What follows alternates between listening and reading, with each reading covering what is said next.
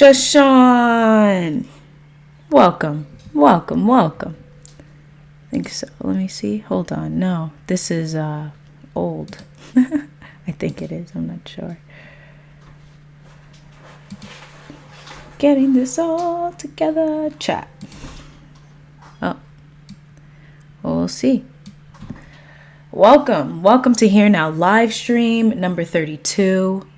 Much gratitude for being here in this very moment. A space for us to expand our present moment awareness.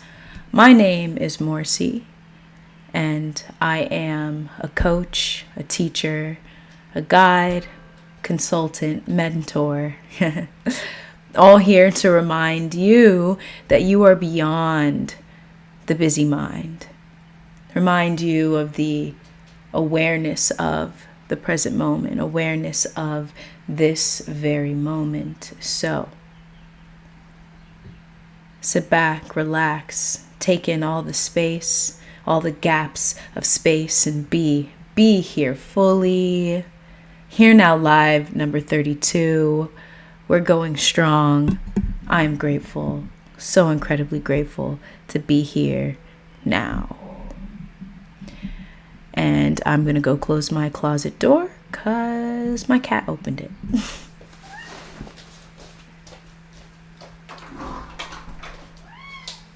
Okay, puppy. What? My chat looks...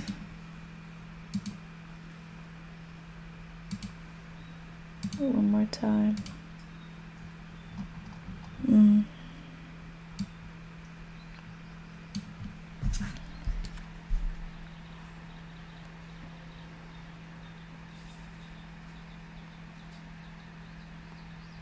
How many subscriptions are you paying for? Rocket Money? All right. We're good. If anyone is here, give me a hello. Until then, I'm going to play this here tongue drum. And sit back, relax, grab a cup of tea. It's all a vibe. Tonight, we will be chatting about going beyond guilt and shame. Going beyond guilt and shame. Ajan, Seth, much love. Good evening here for me. Grand rising for you. So nice to see you here in the chat. How are you feeling?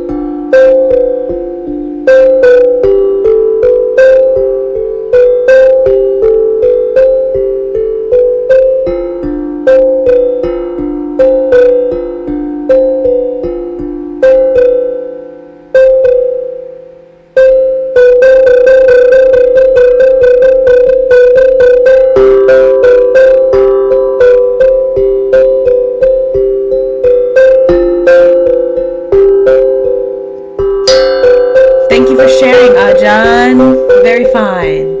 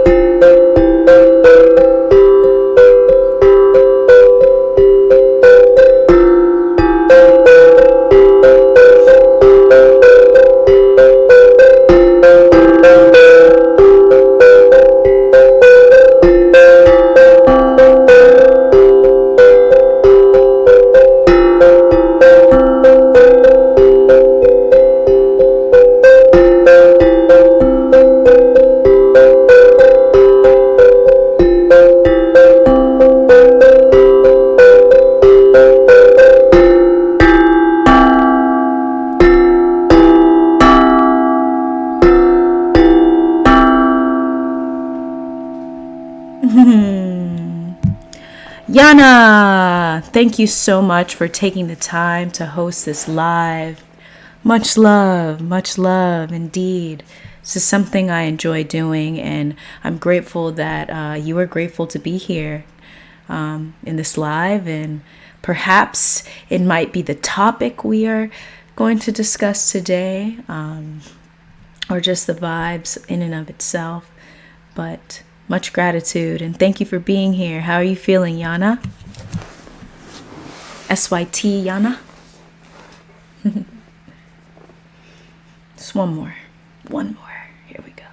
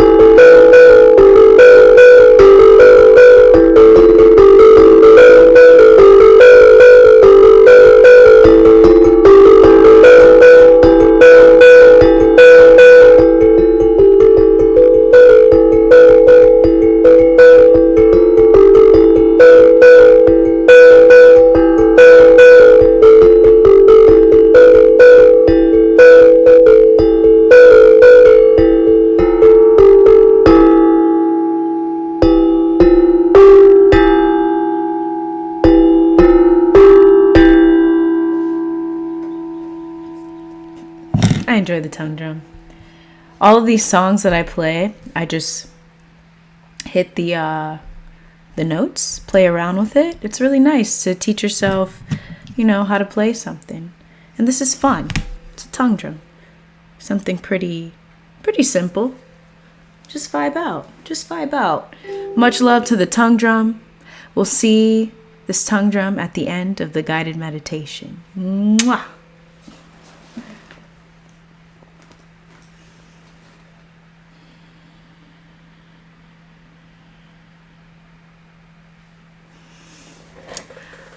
Yana, real calm at the moment in yourself. It seems like you're really enjoying your hand drums. Thank you for sharing. Yes, I'm feeling the same. I had an eventful day today. I would say feeling much gratitude for the day. Started off with a little yoga. Not a little. It was a 90-minute Bikram yoga session in a hot studio. That's how you start off the rising. That's how you start. You just sweat it out. And then afterwards, I went to the finals for the Miami Open. It's a tennis tournament. I enjoy tennis. I don't play it. I've tried. And I give so much just credit, and I really see what these athletes go through. It doesn't mean I won't try it again. I will continue to try it. But it was such an athletic sport, and another reason why I know why I like it is because of the amount of presence you must have on the court. When it comes to presence, when it comes to being aware of the thoughts that are flowing through your mental field, and continuously being present with yourself and the ball, and then simultaneously listening to the audience, it is a lot, and I am impressed by the athletes. So I enjoy it, and even when I watch it, I feel like it's a meditation for me as I watch it. It's like the one sport out of all sports where as a spectator, I mean, at least for myself, it's like that. It's you must even concentrate or just focus and be aware of where the ball is going and things like that. So in so many ways, I love tennis, and getting to go to the finals, crazy. Got to see a men's singles and a women's doubles. Psh, gratitude. And now I'm here right now doing Here Now Live. What? All of my favorite things in one day. I mean, I do a lot of my favorite things every day, but today this is a little bit bigger, right? Because Miami Open only comes once a year, so I'm just feeling gratitude for that. Gratitude for that. And gratitude to this tea right here. I got jasmine tea. It's my favorite. It smells so good. The floral vibes, floral scent.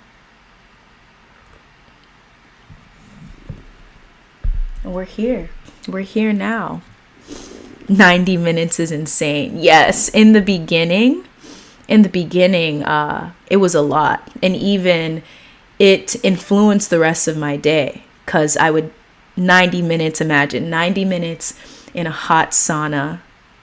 And it's basically a sauna. You're doing yoga in a sauna. And then you come home, so you must, replenish with electrolytes and things like that. But now I'm rocking on. I've been doing it long enough. It doesn't affect my entire day. Got it all together and I was able to do that and go to a tournament. It's epic. It's epic. I used to fuck with tennis, but like in person. Gotcha. Yeah, that's actually where I first started learning how to play tennis. Wii was actually the first time I learned the rules of tennis. So much love to you. Much love to you. Thank you for sharing. I'm glad we can relate to some of our small tennis, our tennis experiences. Aaron Roma, great to see you. Much gratitude. Welcome back to Here Now Live. Welcome back to the chat. Coming on from Twitter. Much love. Much love.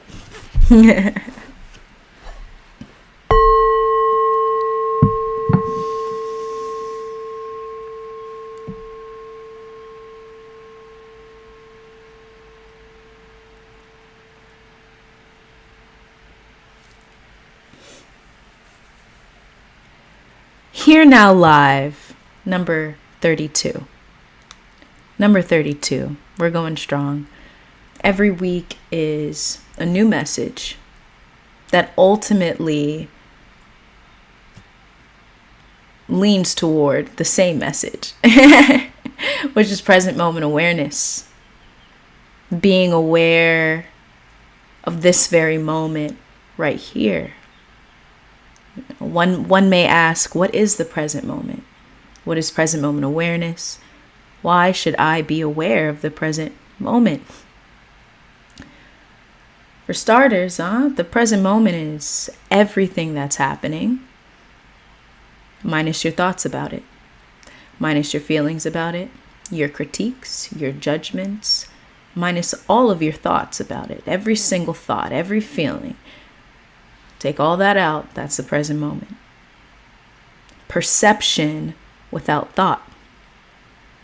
You can take this moment right here, right now. It doesn't matter where you are. You look around.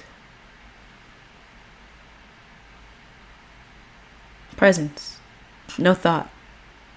And you notice too, as you're looking around, there's no thought. Even if you had no thought for 1 second, 4 seconds, it doesn't matter. Without that thought, there wasn't an individual. It was just one. The present moment is all. The present moment, everything, right? This is what happens when we're in a flow state, There's no longer I in the moment. It is just the moment.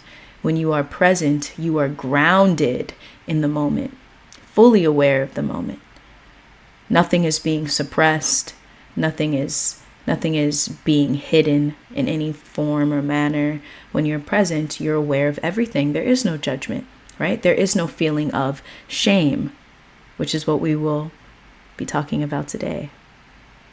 The present moment. Everything that's happening, minus your thoughts about it. This very moment right here, right now. Here-ness, now-ness, wholeness. The present moment is the whole picture.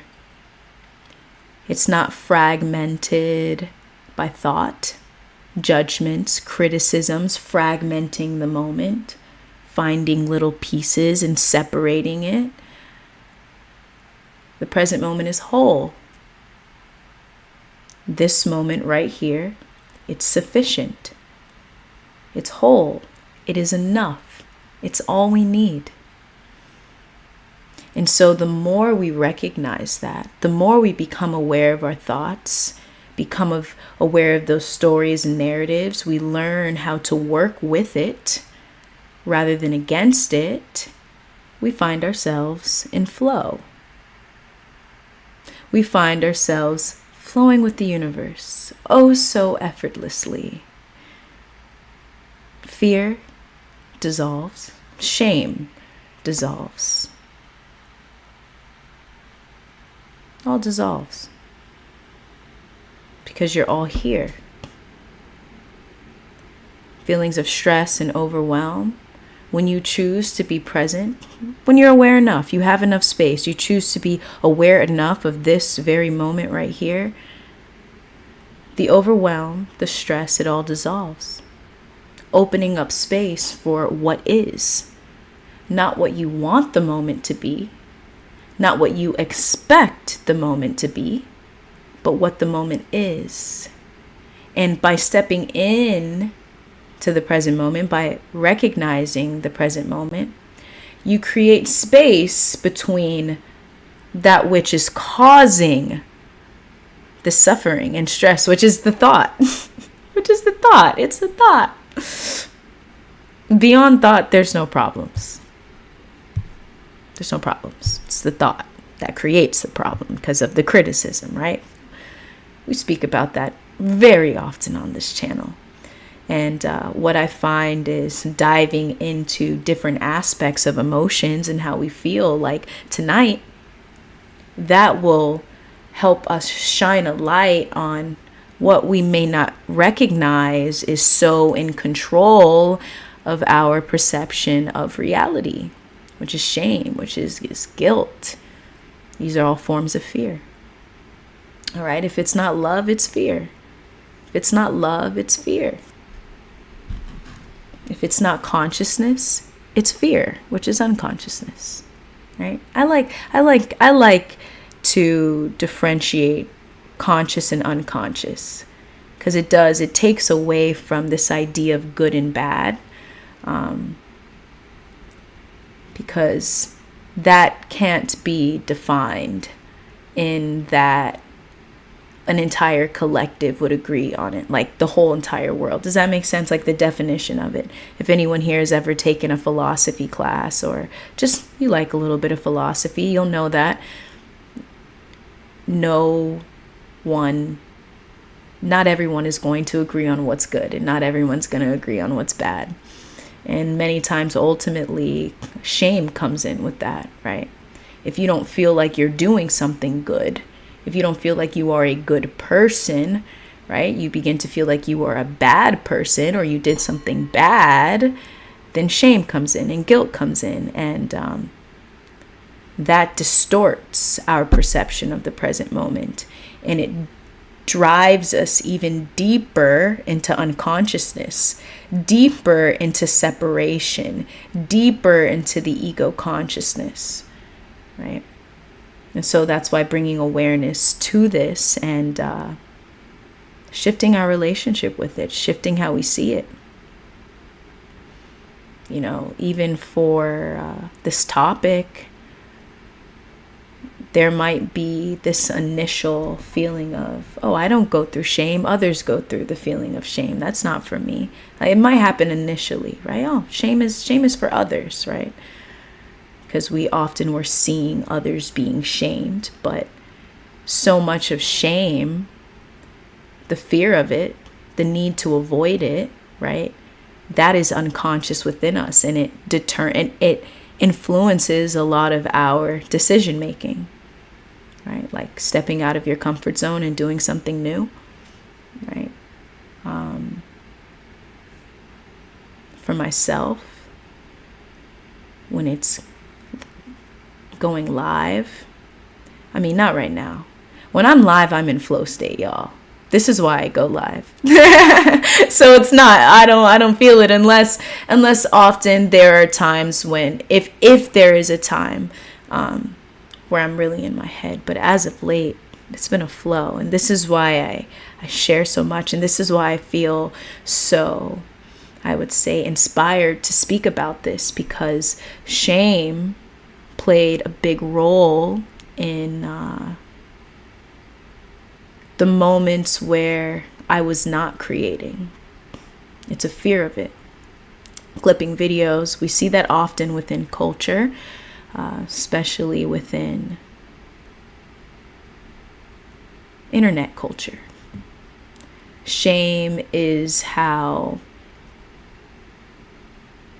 many aspects of the internet is policed in a way, is regulated by those who just use it, like shame, cancel culture, things like that.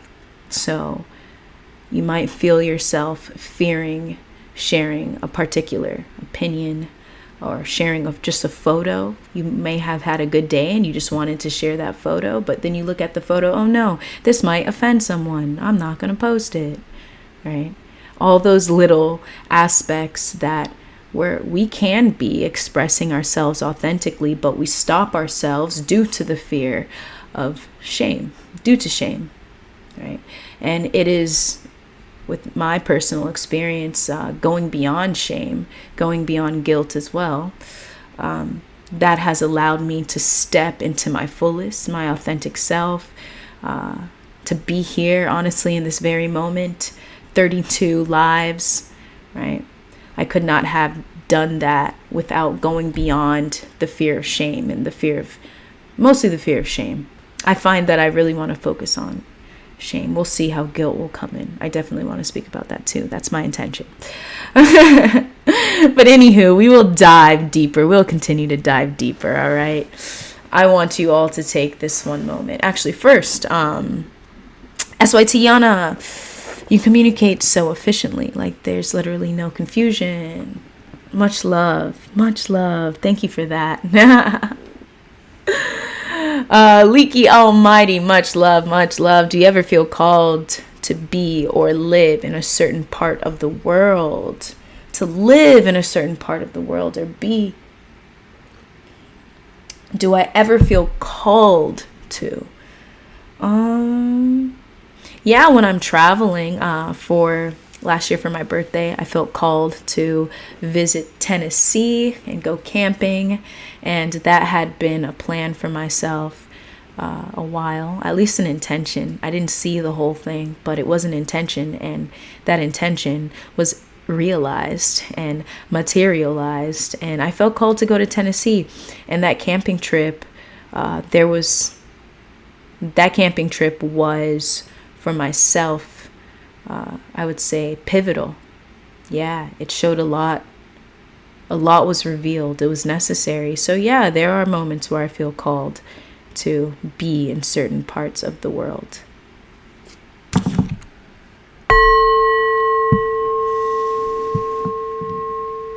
Big stretch. Oh my gosh. Did you hear that stretch? That was my chest. Okay.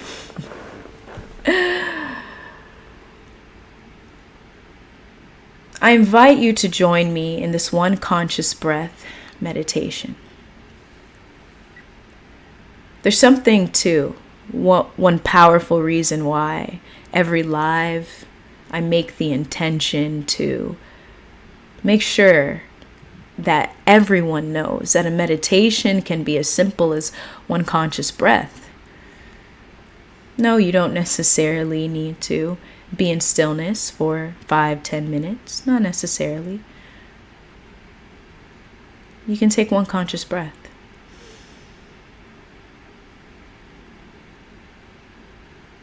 A moment of pause, right? Pausing before we answer a question, pausing before we respond to others, to respond to ourselves, to the thoughts within.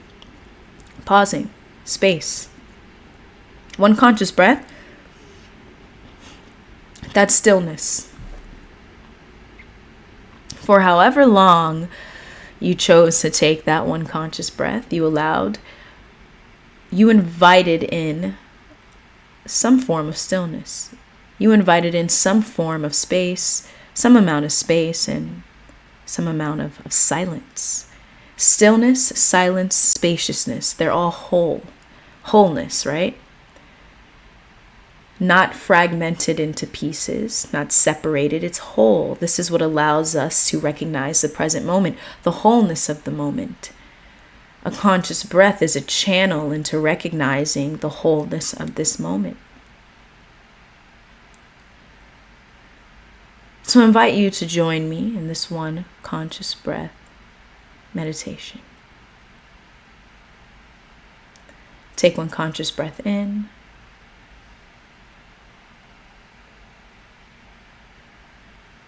One conscious breath out.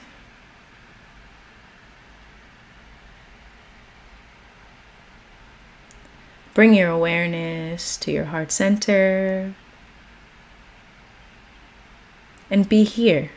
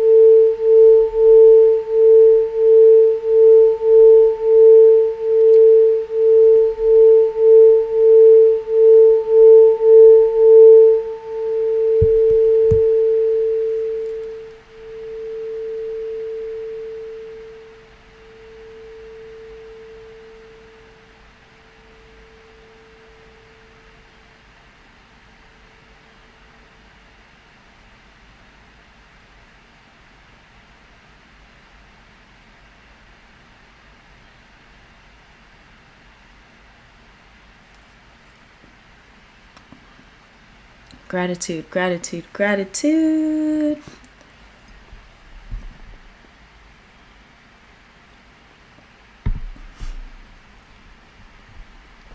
Leaky Almighty, I have heard of Dolores Cannon.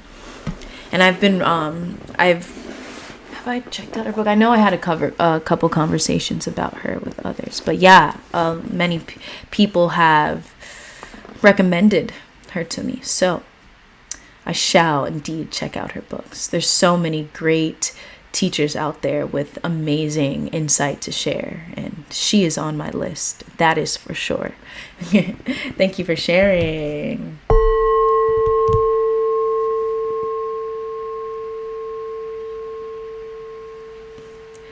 I would like to share too, as we dive into going beyond shame and guilt, that a great way to experience this life till its fullest is taking in the space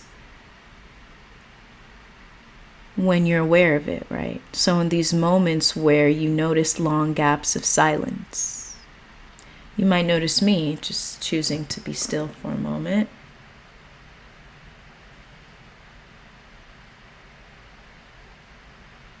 Take in that space. Find space whenever and wherever and be there. Be there fully with the space. The same goes for in meditation or when you are observing the mind, observing thoughts. The mind's going, just incessant thinking, just going. Find the gaps of space between those thoughts. Where your attention goes, energy flows. Where energy flows, attention goes. Find the gaps of space in between thought, in between the noise. Give your fullest awareness to what is not happening, to what is not happening. I find that on the internet especially, right, it's causing so much overstimulation to the mind, right? I love all forms of content, short form, long form, right? I have a preference. I do enjoy long form content a little bit more, but short form, it's becoming more of a trend. I enjoy it. I appreciate it. Sometimes all we need is the 60 seconds of whatever was shared.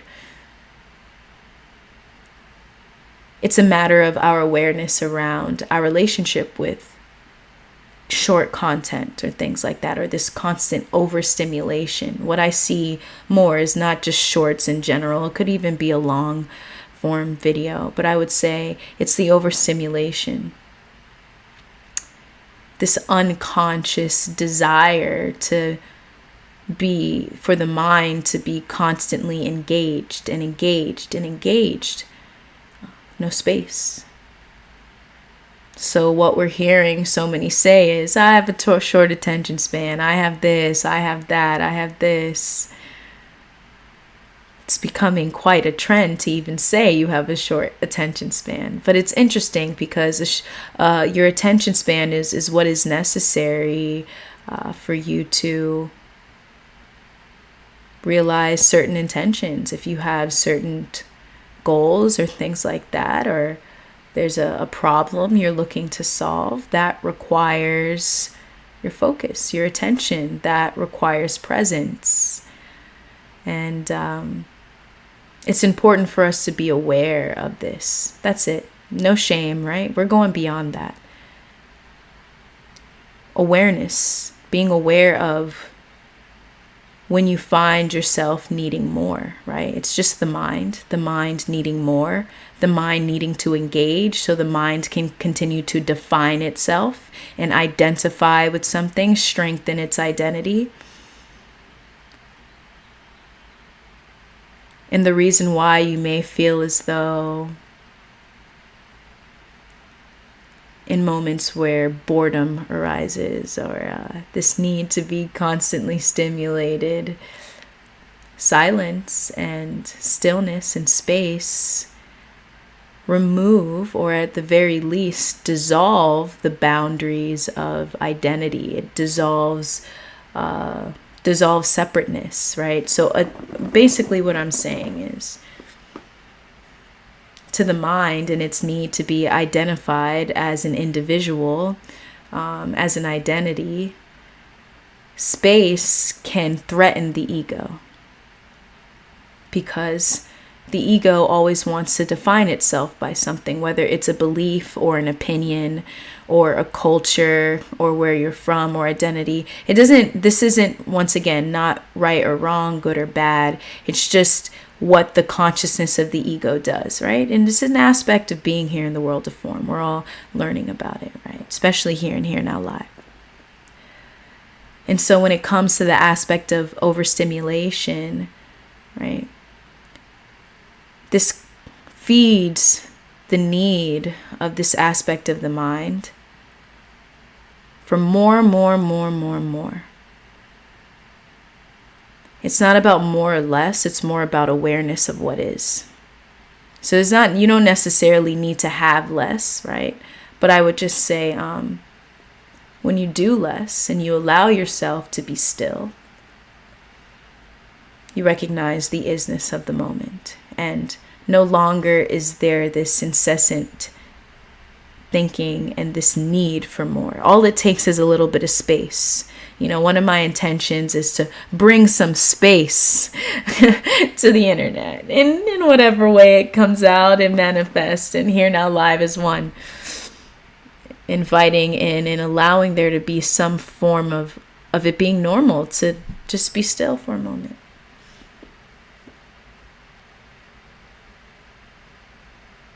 Be here. Be with what is. And so now you can use your mind instead of it using you and defining you and controlling you. You can use thought, emotion, likewise, and you'll understand how to deal with shame, deal with guilt. Alrighty. And anytime you hear this, hey, take a moment to just take a breath.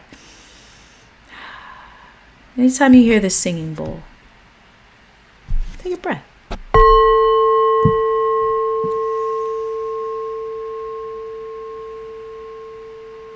Here-ness, nowness, wholeness. Welcome to Here Now Live. Thank you all for being here. Thank yourselves for being here. Eddie, thank you, Morcie, for this space. Much love, Eddie. Much love. Thank you. Thank you for being here. Thank you for your kind message.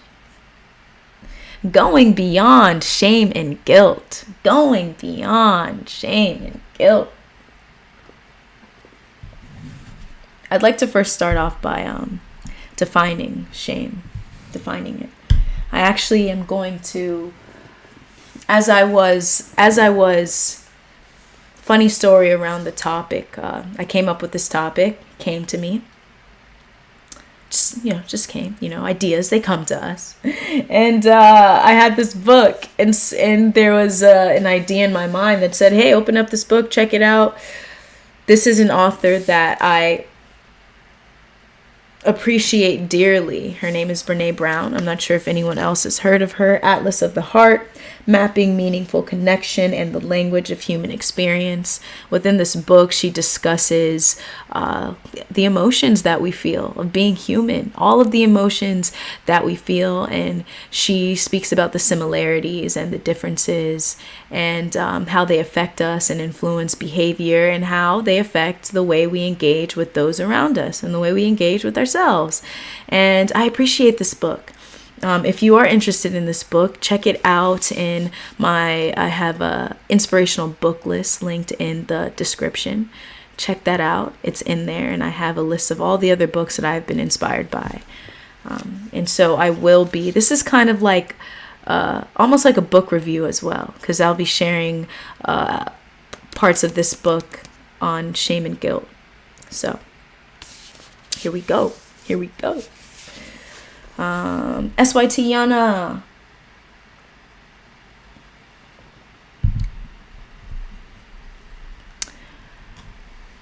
Before I head out to do some shadow work, how'd you manage to shift into this present mentality? Good question.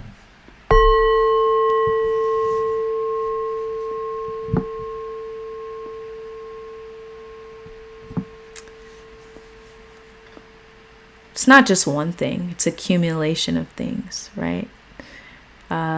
Shadow work is one. So that's it. And present, right? So you said the word present. To keep it simple, it was prioritizing this moment, right? That's it. If each and every moment you're aware enough, if you can consciously choose to prioritize this moment, what is necessary in this moment for yourself in this moment, then you shift to a present mentality.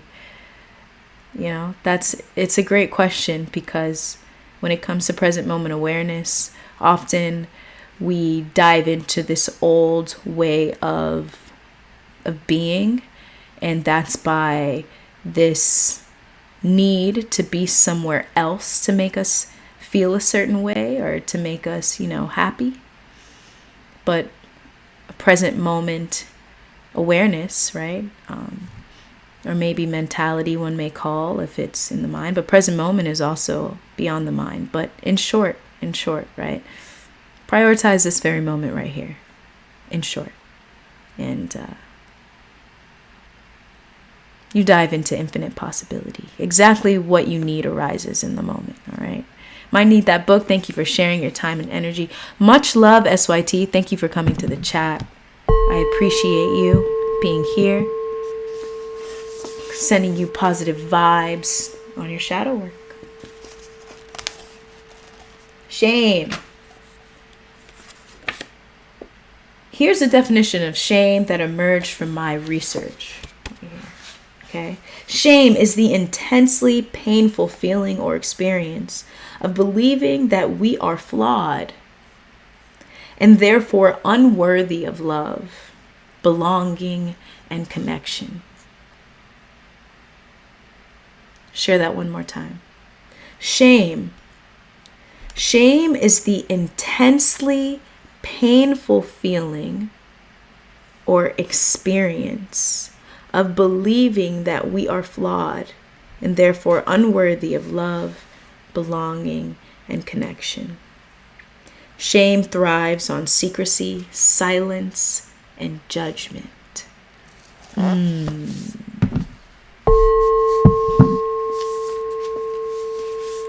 How many here in the chat have felt that shame has influenced your behavior? That shame has influenced something you wanted to do and did not do, or something you did and then felt shame from, wherever it might be. Let me know in the chat. Has shame influenced your decisions, your behaviors?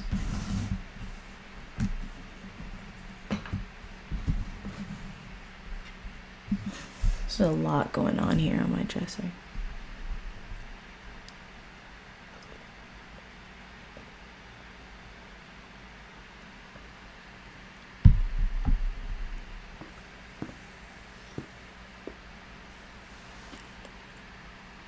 I have a couple notes here to share, right?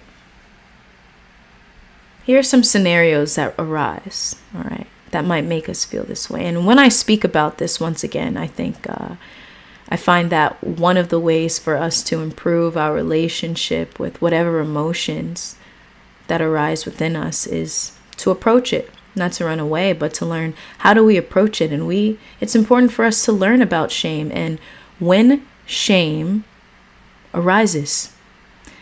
We might ask the question, how do I become more self-aware?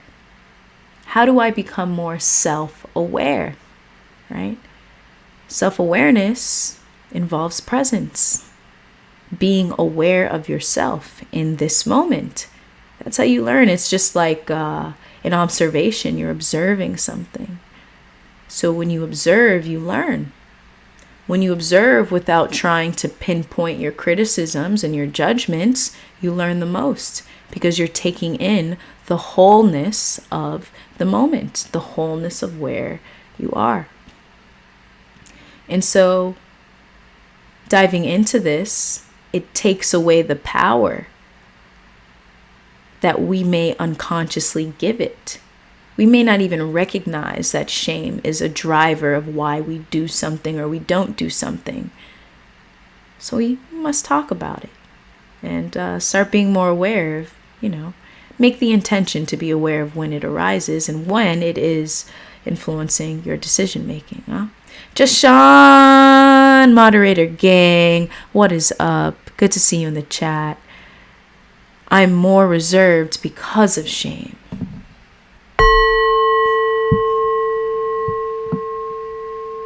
Indeed. Thank you for sharing that. Yes, feeling reserved, being reserved, right?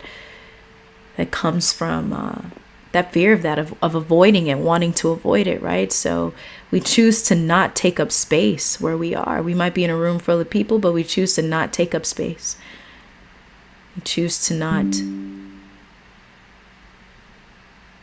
share how we're feeling, our thoughts. We may not even prioritize our own needs because of this need to not feel it. That's what it is. We're avoiding the feeling, right? This is why when it comes to what one may call processing an emotion or processing a situation, when we are fully present, right?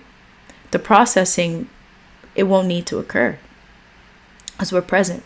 This does not mean that you go and you suppress your emotion. You say, okay, I'm going to be present, so I don't need to process this emotion, right? It's just something that I've recognized in my day-to-day, where when I am fully present in the moment, the acceptance is there, the awareness is there, so everything just happens. All it is moment-to-moment awareness. It's when we begin to hold on to aspects of the past, of narratives of the past, that we begin to feel such heavy emotions such as shame, such as guilt, right? We might find ourselves feeling these ways when we're being publicly criticized or humiliated in front of friends or family. That is one leading cause, right, of wanting to avoid it. No one wants to be publicly criticized or humiliated. No one. Right? And I know for myself, when I first started creating videos, that was a leading cause of me not creating as much, not being as creative, not being as bold, not truly embodying the confidence that I knew it was in me. Confidence or security, right? Security, awareness, once again, right? 2, making a poor decision that causes harm to others, leading to feelings of guilt and shame. A poor decision, right? Feeling like we're not meeting societal expectations. What? Physical appearance, career success, or relationships. What? All the time. All the time. Those are huge factors, especially now, right? With technology, as more and more our faces are being put on, and we have to make the decision whether or not we want our face online. Being rejected or excluded from social groups, being a victim of bullying or abuse, struggling with addiction or other destructive behaviors, feeling like we're not living up to our own expectations, growing up in an environment where we're constantly criticized, experiencing a traumatic event or series of events, and feeling like we failed once again to meet our own expectations. Big of that, right? Big. Cheers to that. I felt that. I felt a lot of that.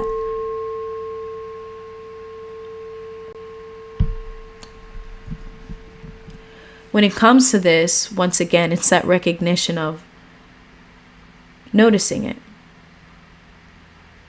Moment to moment awareness of when that arises and how it affects us and the visions that arise within our mind, right?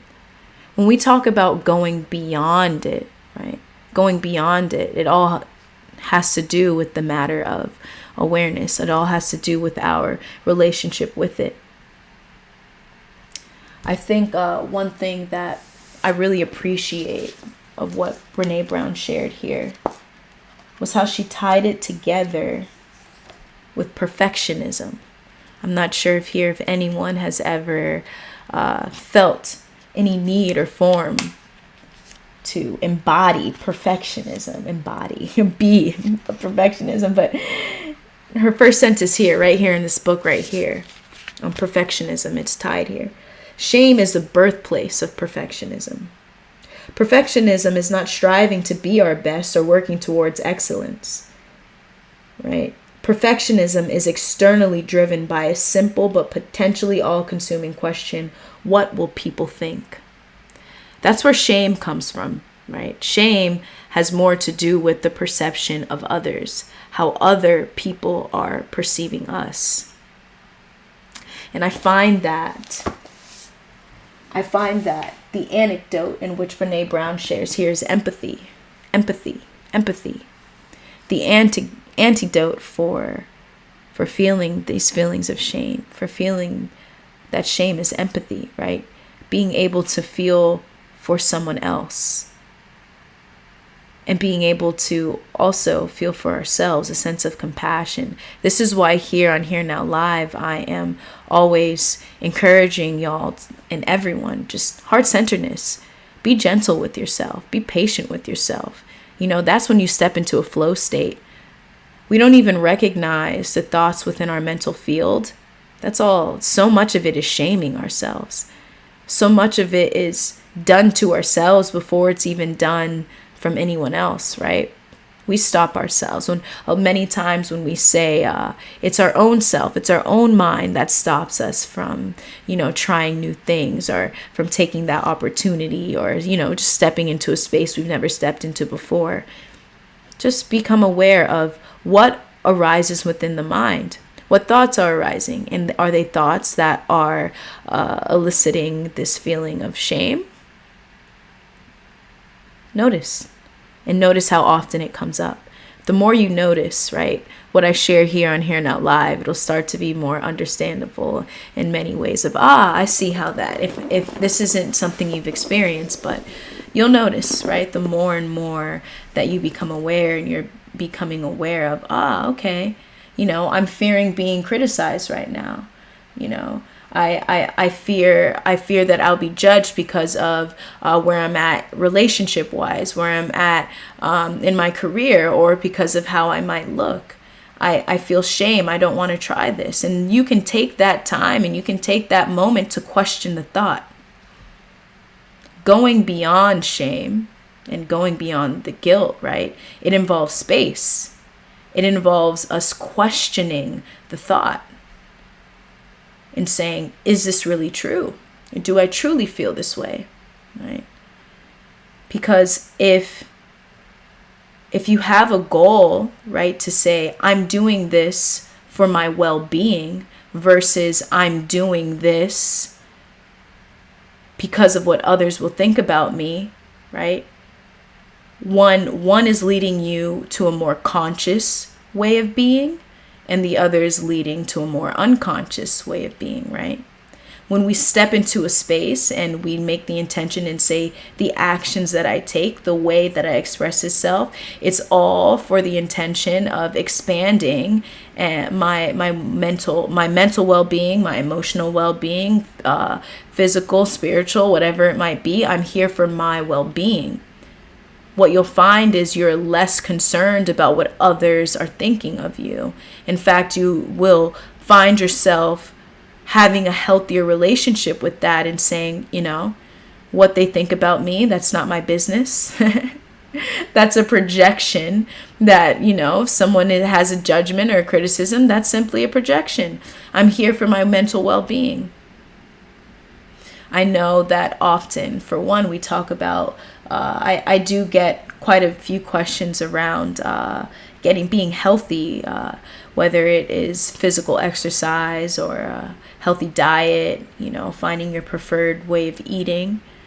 And I noticed that there is a fear, right, of just even stepping inside of the gym. Fear that you might pick up the weights and someone staring at you and judging you, right?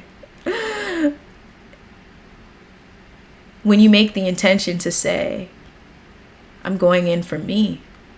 I'm going in order to go beyond shame, in order to feel secure with myself. I set the intention to say, I have nothing to prove to anyone, and I don't have an identity I need to protect. My intention is to be present with myself, to honor my body, to honor my mind and my spirit. You go in, you set that intention, and you'll find that you do it naturally. There's no resistance. There's nothing getting in the way. The thought of shame, it's not there. You're not feeding it, right? Thoughts, if you look at thoughts more as separate entities from yourself, right? You are not your thoughts. If you look at thoughts as separate entities, you'll find yourself not being consumed in thought. Not at all, or a lot less. Not being identified with that. And you'll see that you'll find yourself, I would say, there's a lot more longevity in what you do. There's a lot more consistency in what you set your intention on and your goals on. Because you're consistently in the present moment. You're saying, this thought of shame, this thought of being criticized, humiliated, of being judged. It's not there. This isn't to mean that we won't fear it, right? There is no courage without vulnerability, right? It does take courage often. It will take, especially in the beginning, I might share a little something here and something might click in your head and boom, you're on your way. Or other times it might take a little bit more presence in what you do and in how you're being, how you be, in order to fully grasp it and experience it and know it. Just being, wholeness. Just know too, there is no courage without vulnerability. So yeah, we might be put in a space where it's a new space and we might feel this fear arising. It's going to be there. But know that the more you do it, the more you can shift your relationship with fear. Instead of avoiding fear, instead of avoiding the shame, you step into a space where you allow yourself to approach it, befriend it in a way.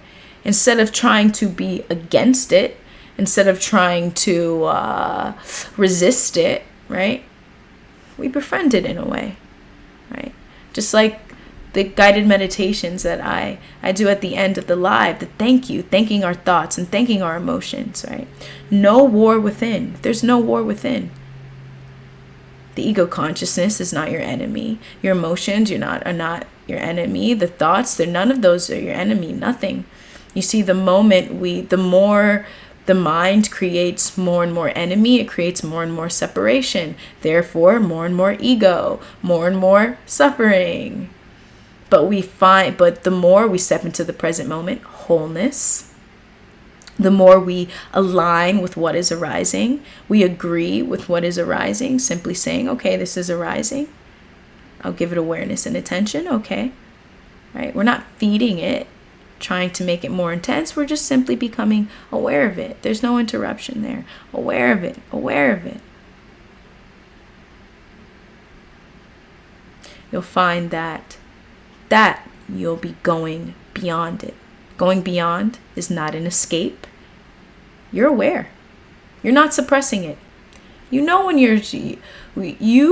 the more you invite presence into your life, the more you are present, you're here fully, you will recognize the difference between suppressing an emotion and being aware of it. With suppression, there's fear. There's a need to prove something. There's an identity that needs to be protected.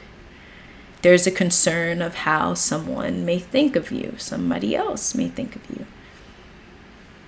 But when you're aware of that emotion, all of what I just shared dissolves. You're just here. That's it. You're here and you're doing. And to some, it may look like, oh, what a confident, courageous person. But often confidence and courage is it's straight presence. It's straight presence. You're not even trying. You're just being. You're being you, your authentic self. And sure, we could call that confidence, right?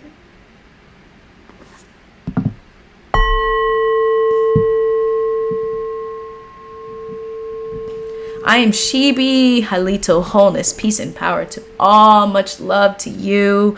Welcome, welcome, welcome. Here Now Live, number 32. We're going strong. And right now, we are going beyond. We're going beyond shame. We're going beyond guilt. Actually, you know what? For this live, y'all. For this live. You know what? Actually, no. We're just going to go into... I was going to say for this live, we'll separate shame and guilt. But let's just do it right now. Guilt. Let's talk about guilt, right? The reason why, once again, I brought up the shame aspect is because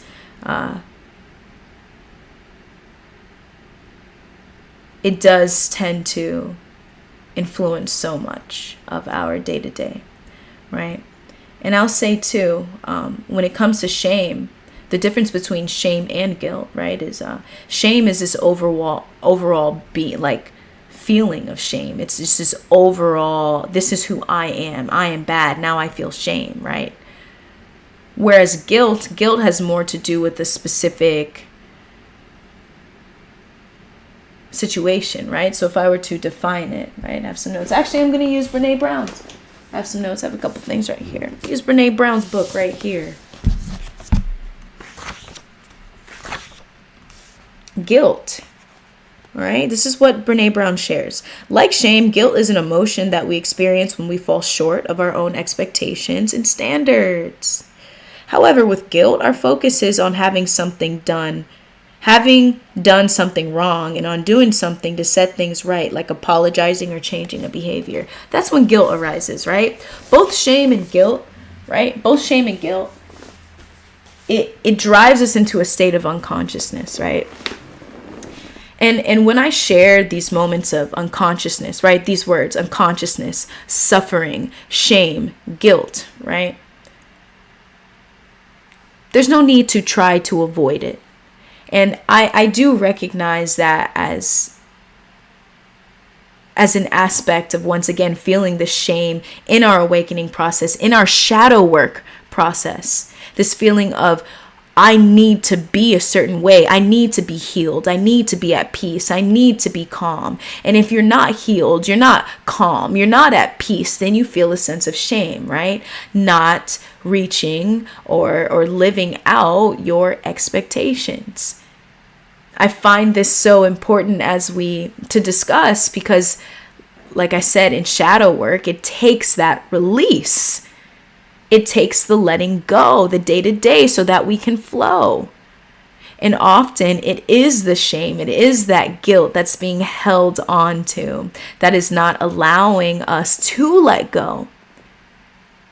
That is not allowing us to be fully here in this moment, right? We spoke about flow. Flow is that balance between engagement and surrender. And oftentimes, when the balance is a little too off, right? We're so engaged that the engagement transforms into control. Too much control, this need for control, this desire, right? Not just control, but a desire for control. That's when we find ourselves, needing to balance it out, needing to surrender more. And that need for control, it often is stemmed in shame. Stemmed in, oh my goodness, if I don't reach this goal, then someone is going to think that I am not enough. I'm not good enough. I can't do something, right? All of these thoughts, all of these ideas that we begin to hold on to, all these ideas that we begin to attach to and identify with, and it becomes baggage. Each and every day we're walking and we're going, and it's baggage in the back of our head and of our mind. We're constantly being consumed in it. We're constantly consuming it. We're constantly giving it awareness. And then it becomes our perception of reality, the lens through which we see the world around us, right? Guilt, an emotional response that arises when we believe we have violated our own moral or ethical code, or when we have caused harm to others, feeling guilty. I recognize that specifically. I shared this once before. I'm really big on, as you all can see, we all love learning, especially here in this chat, right? Learning a new skill, learning something new. And as a teacher and as a coach, being an observation of the different styles of teaching, different styles of coaching, I've noticed that shaming and guilting has become this form of trying to teach something. Like, you're not doing that? Like, why? Like, it's this feeling of shame that comes about. How would I put it? And let me know if this is something that you've ever felt in the learning process. That's a question for the chat, in the learning process, Have you ever felt shame or guilt arise as you were trying to learn something? Right. I'll actually say, for example, this live is my first live speaking about these two topics, about shame and about guilt. So even within my own mind, what I recognize are certain thoughts, right? Here, you guys are getting alive on what's actually flowing through my head, right? Alive of, okay, in my head, these thoughts arise and they're saying, the conversation, the teaching isn't flowing like usual. You got to flow more. You're not flowing, right? All those critiques, all those not reaching of expectations, I'm noticing them even as I speak. But I find that a nice antidote to that is actually talking about it, right? You talk about the shame. We talk about the feeling. And then it dissolves. We're not giving it awareness. We're not giving it attention. So when it comes to learning something new and doing something new, it's giving your fullest awareness, all right, to that shame, giving your fullest awareness to that so that you can allow yourself to step into flow, right? We flow when there's no resistance. When we're flowing, it's just us and the moment. That's it. It's not us against the moment. It's not even us against anybody. No one around us. It's just literally the moment. So each step we're taking, we're just stepping in to a path. That's it. It's a conscious. It's not passive. It's not unconscious. You're conscious. You're engaged, right? You're here fully. Here now. Here now live. Here now. In this moment. The present moment, right? Every conversation we have, it starts off with something specific, and it always comes back down to the present moment. It always comes down to stepping into the present moment, and you begin to expand your present moment awareness by recognizing, this is how being present allows me to go beyond shame and guilt. This is how being present allows me to step into a flow. This is how being present allows me to respond in heart-centeredness.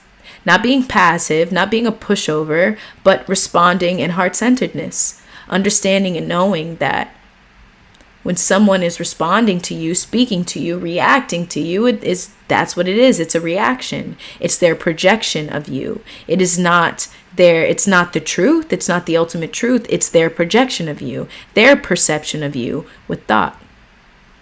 Right? And so the more we recognize that, the more we actually, not even just with others, but within ourselves, the easier it is to flow, the easier it is to go beyond shame and guilt.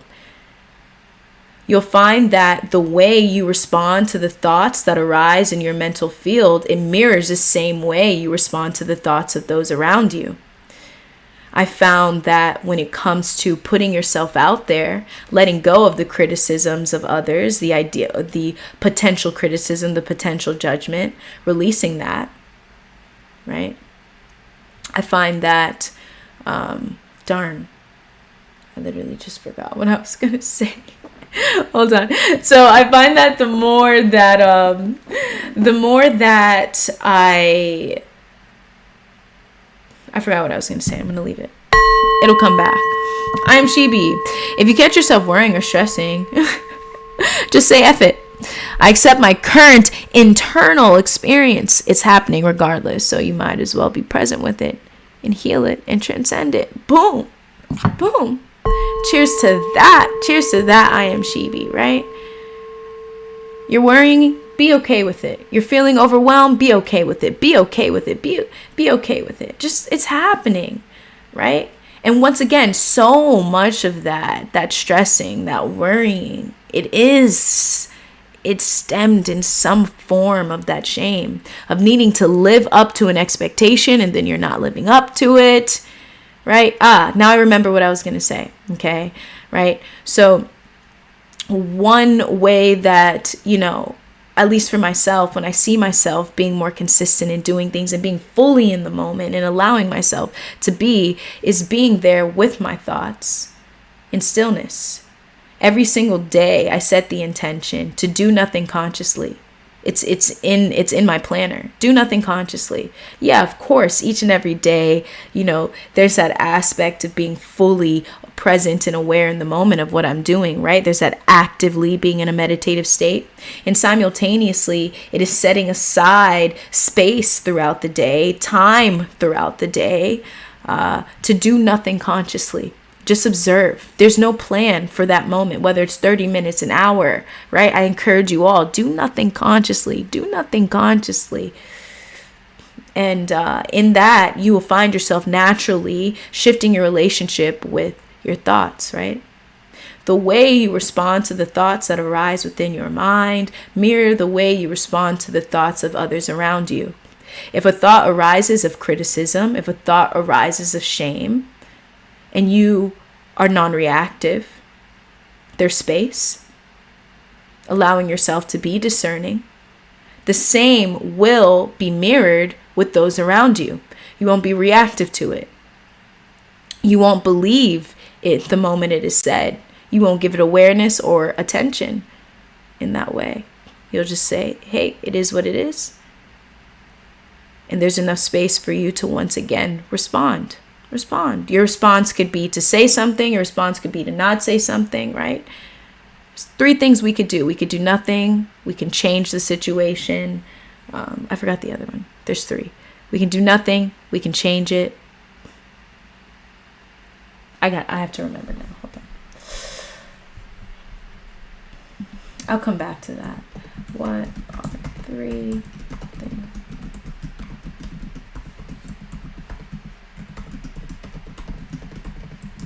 We can do nothing. We could change it. I remember the other one. There's always an option. There's always an option, all right? I am Shibi. Heal it, transcend it, and accept it. Everything will begin flowing for you once you let go. Remove the rocks of resistance and allow the stream of water to flow. Right there, right? That is flow. That is flow. You're suffering? Great.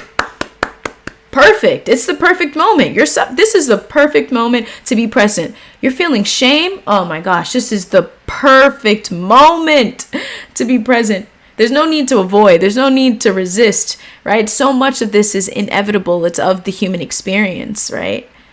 Whatever you're feeling, when you're feeling something, you might be feeling worried. Tell yourself, great, I'm worried. You're stressed, great. Perfect moment for me to invite in consciousness, for me to invite in awareness, for me to invite in presence. Perfect. Now, how does that make you feel, right? When you say, I'm suffering. Now you don't feel bad for suffering, right? Suffering is unconscious. We don't mean to do it. And especially if you're here in this space, in this Here Now live space, you are setting the intention of self-mastery, of going beyond the busy mind, of knowing who you are. You already know who you are. It's a matter of aligning with it and being with it and staying with it and recognizing playing in the world of form.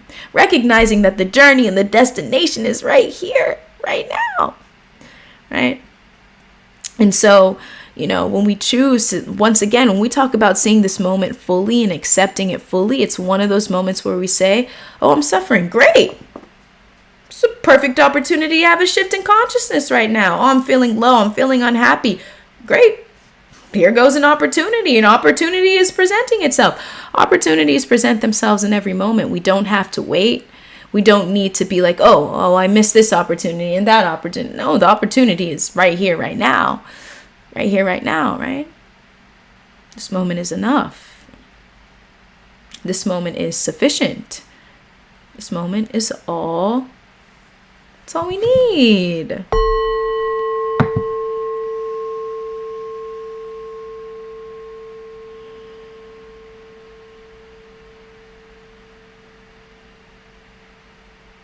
Here-ness, now-ness, wholeness.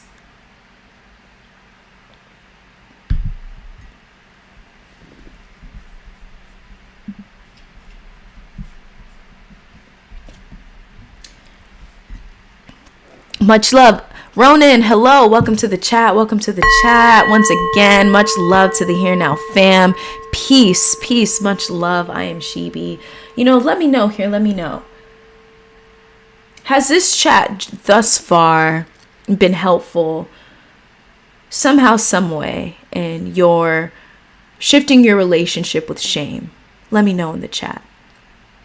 Has it been helpful in some way of expanding your awareness of shame, understanding what it is, and being aware of, once again, how to dance with it? I like that. How to dance with it. Let me know in the chat.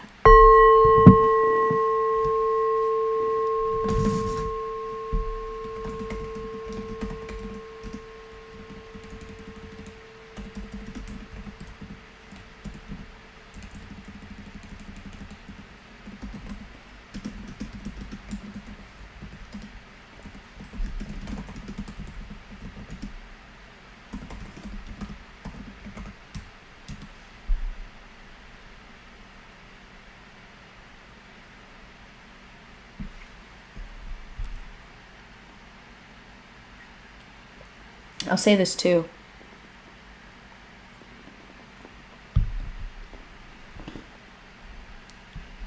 Sitting here losing my thoughts.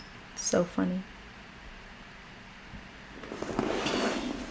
Here are a couple ways that we can respond to the moment, right? When it comes to this.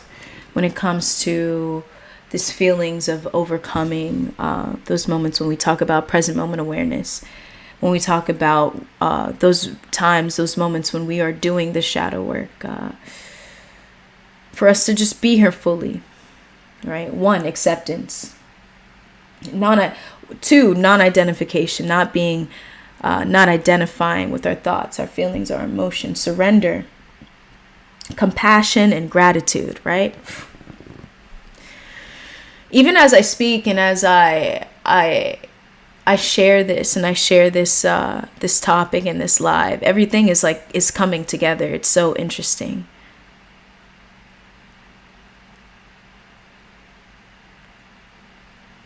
As a personal story, often for myself, I've often felt this when we talk about that feeling of shame and we talk about our career and our quote unquote success. Once again, that was a leading driver in me not embodying myself to its fullest. Once again, we see in culture how shame is used as a form to make someone learn something. But nowhere in the history of life, has shame or guilt or humiliation ever truly helped someone. Sure, it could have been a driver to change, but that isn't necessary. The learning process, right? We often see how instilling fear in another person, in an individual, even what just came to mind in training animals, right? Instilling these forms of fear has been forms of learning, wanting to teach someone something, right? Shame, feeling guilty. Never in the history of life has that worked. It has only driven that individual into more unconsciousness, into more reactivity. It is, and that pulls us away from expressing ourselves authentically, seeing ourselves wholly, embodying and allowing our spirit to flow with life, to engage with the physical world in the way it has chosen to or it's meant to. Shame, guilt, I'm not a fan. No one is, right? But it arises within life. That's it. So even as I say that I'm not a fan, I even sit back and say, you know what, it is what it is. I'm not even going to attempt to take a side. Just allow it to be what it is. And then now you allow it to be what it is, and now it has no effect. It doesn't take your energy, nothing. It's like, oh, okay, that's what it is, right? Boom, you're seeing it here, right here in real life, You're seeing it happen live. One last thing I want to share from this book right here that she brought up, Brene Brown right here, psychologist right here. She brought up a great point about shame and guilt. And this brings me to a topic that is highly talked about, right? The term narcissism is used quite frequently. This topic is very popular and it's spoken about a lot. And it's one of those words personally that I find that is being overused. I think so. It's being overused and truthfully it's being used in ways in unconsciously, right? It's helping others, but when I speak about, often when things become trends, it ends up being used unconsciously as a form for an individual to not take accountability for themselves, right? I can't find the page, but I remember what she said. But ultimately, she said that shame and guilt has actually driven individuals to be more of a narcissist, right? Be more self-aggrandizing, right? I think I said that word properly. Let me hear it. There we go. So shame and guilt actually drives an individual to be more self-aggrandizing, to be more of a narcissist, right? Promoting oneself as being powerful or important. It lacks empathy. And it's very interesting how when you observe society, especially internet culture, how there is a trend of always speaking about narcissism or narcissists, and maybe putting that person down, or trying to shame a narcissist. And ultimately that just becomes this never ending cycle and loop, because the more shame that you are causing that individual, the more it's going to drive that individual to be more of whatever they identified with, right? It's solidifying that ego. It's making the ego even harder, and the shell even stronger. So in order to avoid the shame, in order to avoid the guilt, it's this unending cycle. And so for me, it's a matter of stepping back for a moment and thinking about, how would I like to engage in this world as a member in a society? And if there's a moment where, I must use my voice to just share about self-awareness, like I'm doing right now, right? Like, how can that be used? And I've always found the topic, just seeing, maybe not the topic of narcissism, but mostly how people respond to it, and how it truly really gets people going in a way. And when I say this, to be more specific, whenever that topic is brought up, there's a lot of comments of like, I dated a narcissist, or I was friends with a narcissist, or this person's a narcissist, right? And so, ultimately what is needed more is more compassion and more empathy. And not to say that you're not creating a certain boundary, but the compassion and empathy is ultimately for you, right? It's not for the other person. It's not for what someone will think about you. It's ultimately for you, so that you can do the healing, so that you understand that you are not a victim, right? So you can truly stand in your power, and I'm saying this in wholeness, and I'm saying this in an encouragement to be more self-aware, because ultimately the more you do take accountability for your own emotions, and knowing like, hey, we all do project at times, right? Projection is just this unconsciously, kind of placing our lens of life onto the world, and not noticing like, hey, this is just a belief, often taking our opinion as, I would say, projection often gets manifested as, taking our belief and seeing it as an ultimate truth, versus recognizing that we do have a belief or an opinion or a perspective, but it is not the ultimate truth, right? That's the difference, perception, perceiving in a certain way, and projection.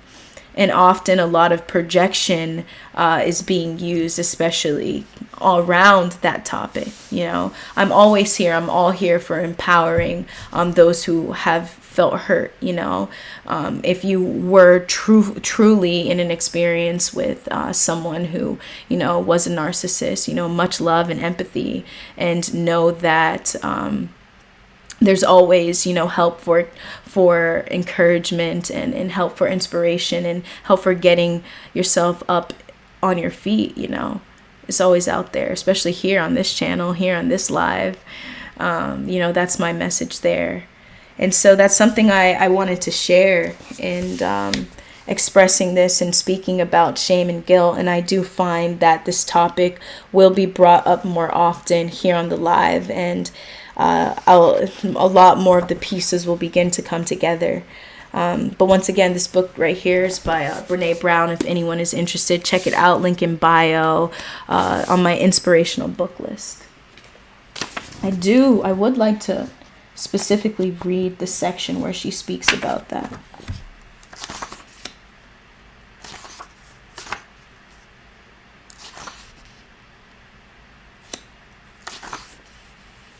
Humiliation is one, right?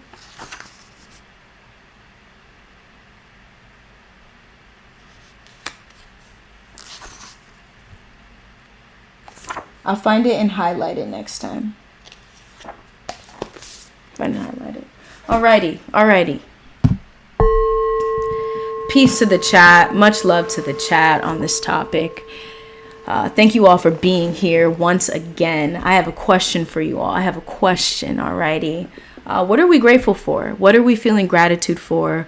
What are we feeling grateful for today?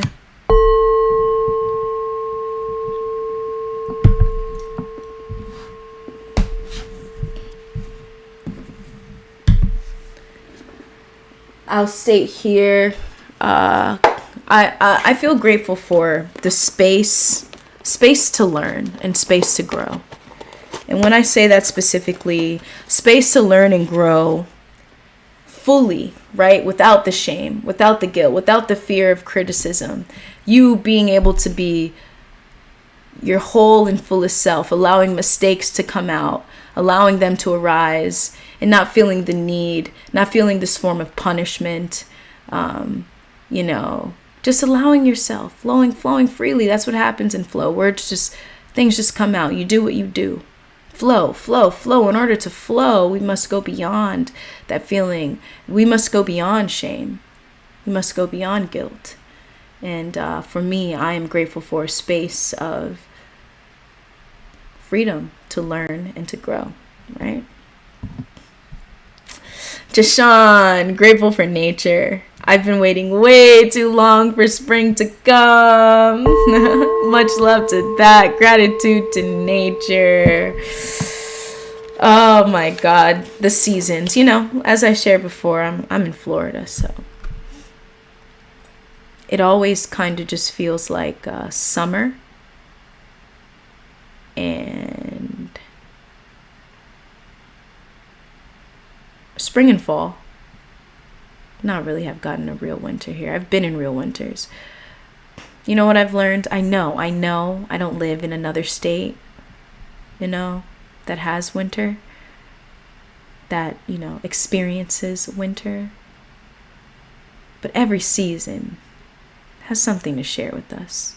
I find that winter is not just a physical experience, but winter is internal. Winter is internal when I say that. And I noticed that during certain months of the year, like January, February, a pattern within myself is that I feel like within I'll go through certain experiences that I would had it been winter. So when I say this, I mean, in winter we're alone, and I'll say in winter there's a tendency, you're shut in. You're not going outside as much. It's super cold outside. The roads are really icy. So driving, you only really drive if you need to, just depending on that time. And so often you find yourself alone a lot more. And often this is when certain emotions and feelings and narratives, they start to arise. And so that's where we're challenged to really do that deep work, because we're there. It's just us, and also it's cold outside, right? So I noticed that too, like seasons, right? Seasons are here to show us and to also remind us that life is ever changing. It's not always going to be the same. Life is ever changing, and we're going to go through certain seasons, and those who adapt to this change you find yourself in flow, right? Rather than attaching to the past, you find yourself in flow. You're here now. It's winter. Be here. Whether it's a state of being, winter ends up being, or physically, Cheers to that. Thank you for sharing, Just Sean. Eddie, grateful for you, Morcie, for the space. Eddie, much love to you. Thank you for being here. Here Now Live community. Much love, and much love to the space. Much love to the space. Ronan, grateful for health. Yes, indeed. Grateful for health, for being strong, for being able to walk every day, talk every day, all things that allow our body to do. Health in our minds and our emotions and our awareness. Health. Gratitude for health. I am Shivi, grateful for not being caught up in the daily events and fear tactics that keep people distracted. What? Cheers to that. I am Shivi. Cheers to that. Gotta take a sip of tea for that one.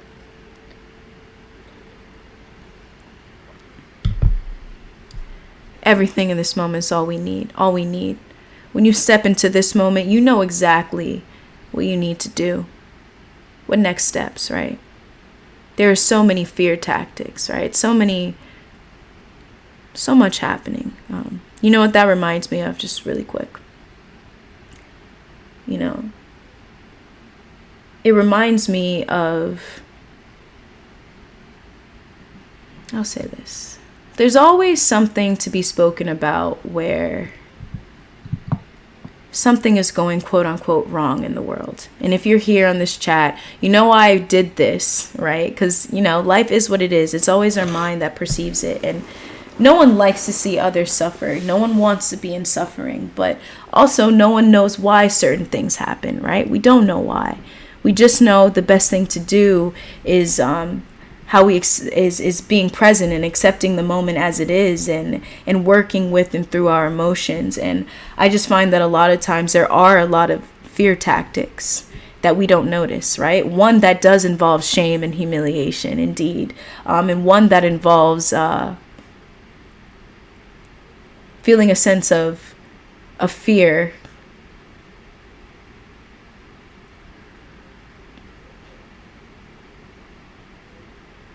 around, I don't know, there's so many things.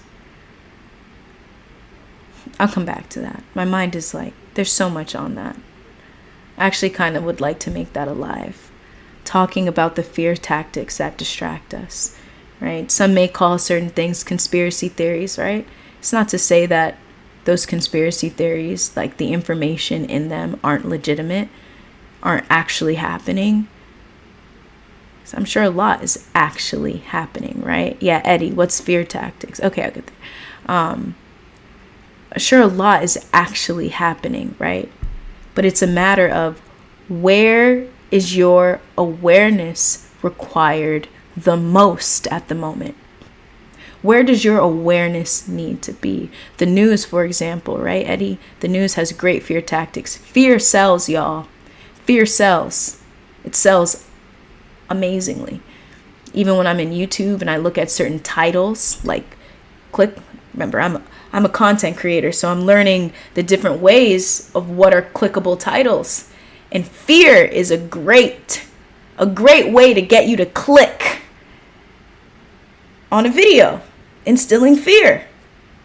And and for me, I'm just like, I'm not a big fan of that tactic. There's so many other ways to get, you know, someone to listen to you or hear you out, but I'm just not a fan of that. So I would say this, I'm very aware of it. And often, you know, for example, you'll notice within the news, what the news does is it shares certain information, and it makes you feel that you need to continue watching the news in order to live a safe life, in order to steer away from danger, right? So what the news does is it makes you fear danger, and it makes it appear as if danger happens more frequently than is actually happening, right? So when I say danger, right, I'll say that danger is real. It happens. We live in a world full of all these people, just life. It's part of life. But fear isn't required, right, for us to handle particular events. Presence is, that's it, presence. When you're present enough, what needs to be done in that moment, it flows through you. Presence flows through you. Right? And I'm not saying this in a vague way. We have so many topics around what presence allows us to do. Presence allows us to be rational, discerning, flow, being our most authentic self. We don't make certain decisions based on what someone will think of us, but we make the decision that is for the well-being of the moment, for the other person or for yourself, right? Makes sense? So a fear tactic is, in general, it's just a tactic to manipulate and control, because fear, right, causes reactivity. And when you're reactive, there is no space. When you're reactive, you listen to just anybody. You listen to anyone. You listen to anyone who says they're a leader. You listen to anyone who says they're an expert. And you don't trust yourself. You only trust the expert. Right? You only trust, the news. But when you're aware enough and you allow yourself space away from fear, you allow yourself to do nothing consciously. You go sit by a tree and you meditate, and you begin to recognize, like, whoa, in this very moment right here, I am safe and supported. And you recognize what safety and what support actually feels like, what beingness and presence feels like. And then you can compare what presence feels like versus fear.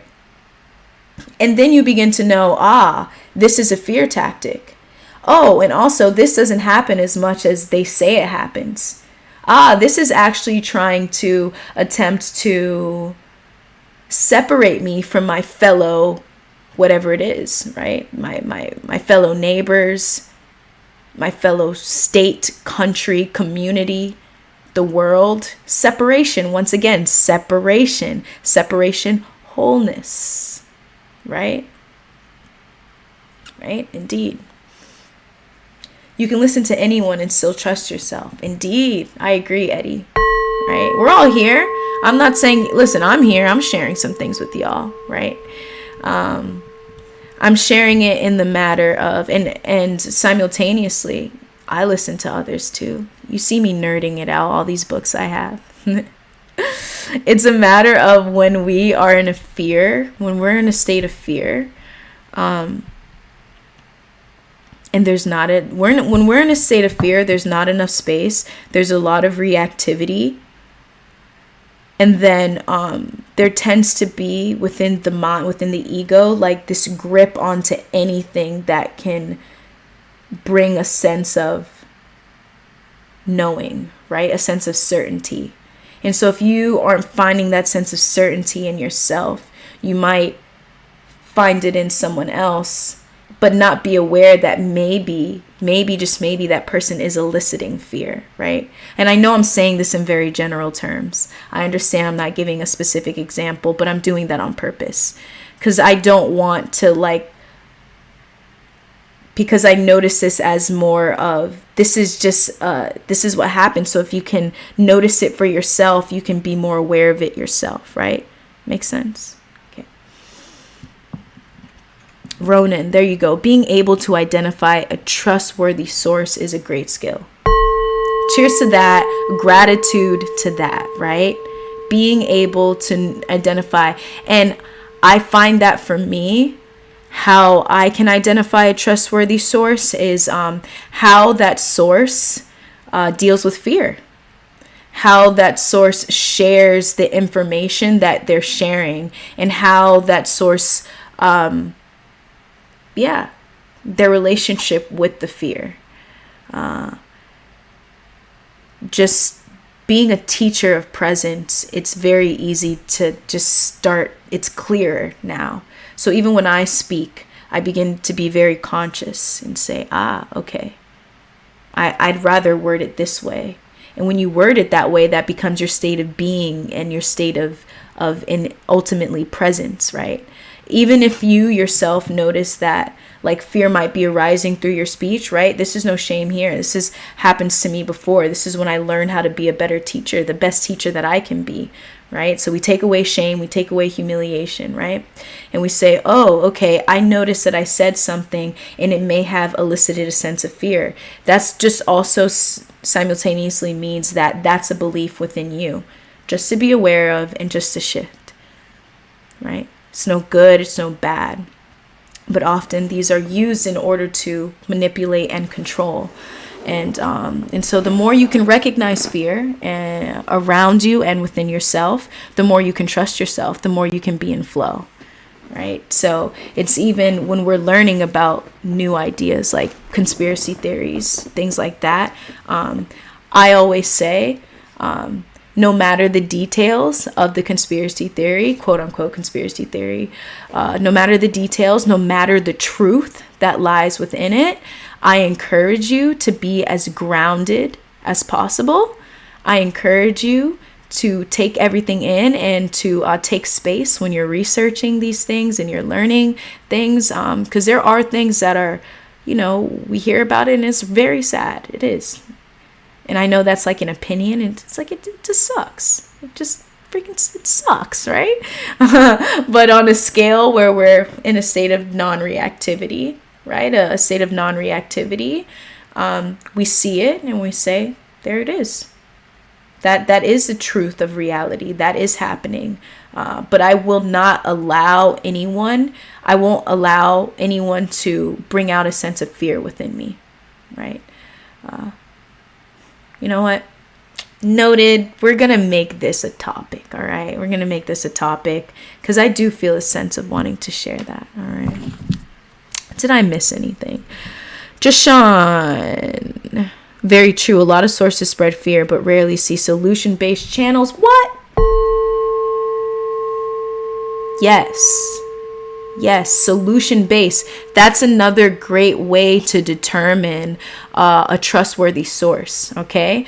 Are they only sharing the problem? The problem which may in fact be happening. But are they sharing a solution? Or are they only just sharing, hey, this is happening. Oh my gosh, this is happening. And the solutions that they share, right? Is it practical?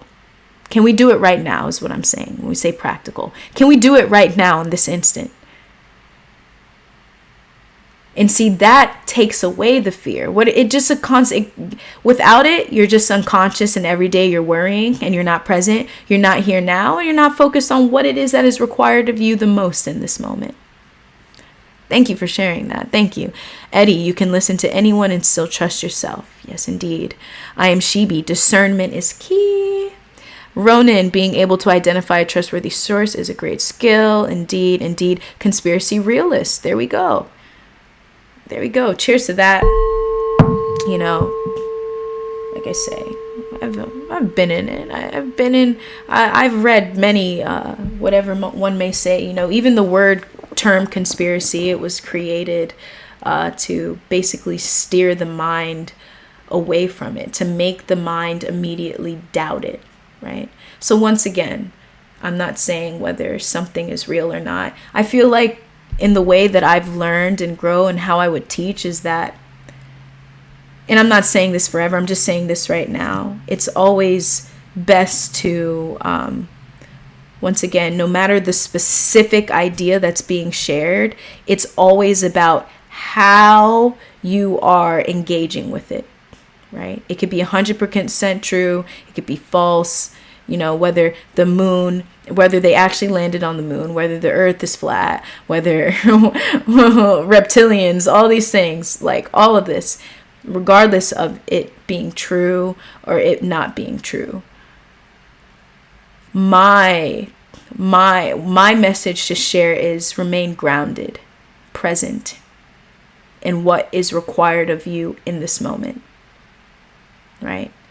Certain things you may not be meant to be the revolutionary in that specific area, when in fact you might be meant to be a revolutionary in another area, but because there's so much attention and awareness on something that has driven so much fear, then you're being driven away to what can actually make you feel more fulfilled, right? And I also have another, I'm going to allow that to, and we'll move on to, I'll make that an actual Here Now Live topic, and we'll go in on it because I think that's important. We all want to know the truth, okay?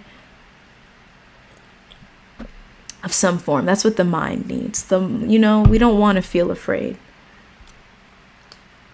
All right. Much love to the chat. Thank you all for sharing that. This came out in gratitude. Gratitude for that. Gratitude for this topic. I can clearly see that this is a topic that we should talk about. And in many ways, I feel like what we spoke about today, going beyond shame, going beyond guilt, and recognizing these aspects of fear, it's another stepping stone until understanding this. So Gratitude for this topic, this moment. Alrighty.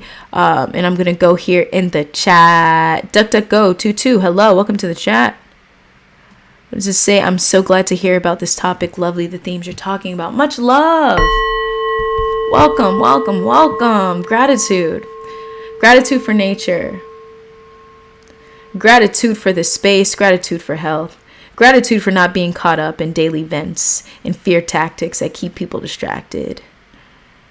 Ronan. You're lucky 7 months of sun. Alrighty. Gratitude. Fear is fake. Fear is an illusion. Walk straight ahead, right? And you know what? Even when if you do feel fear, guess what? Great! It's a perfect moment to be aware, feeling fear. Great. No shame. Great. I'm feeling fear. I'm human. Great. Okay.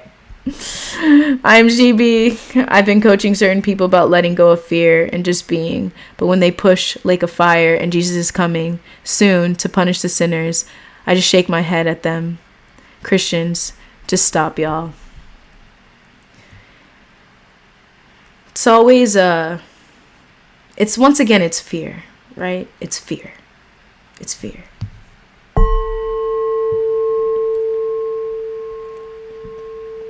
Christianity, whatever religion, even within spirituality, the ego will make itself known in a very unique way.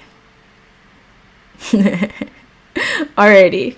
Did I even choose? I didn't even choose the incense. Alright.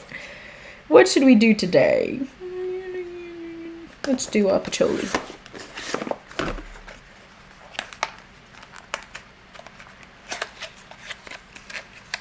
Yeah, Eddie, I feel fear. It's still fake. Yeah, it is, right? It's not. That's such that paradox of being a human being, right? It's just like fear. You know why? We say fear is an illusion, right? Because fear arises from our unconscious perception of reality, the thought about it, right? Once again, fear arises due to our thought about the situation, right? But when we're present, this is perception without thought. There are no problems beyond thought. And that's where that aspect of being fake and it being illusion arises, because it is just a perception, an unconscious perception of reality, and that can shift in any moment. We don't have to fear, right? If you've ever think of yourself in a moment of danger that you actually you did, so I can think of moments where something happened and I dealt with that so gracefully and smoothly, and it was all because presence flowed through. There wasn't an overthinking, there was just a knowing of just do this. That's what intuition is. Fire. I love this topic. Yes, Beanie Bean. Gratitude. If anyone is here with me and would like to join me in this gratitude ritual, grab an incense, Palo Santo, sage. You want to burn something, light a candle, take a sip of tea with me, and take this moment to take in what you're grateful for and be here.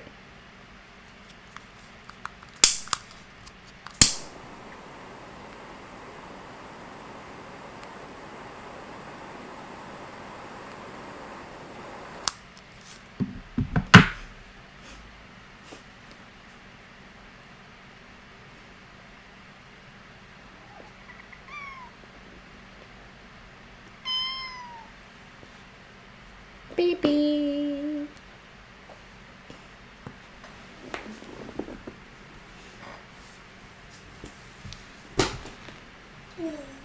Okay, you want to come on my lap, queen? Come here.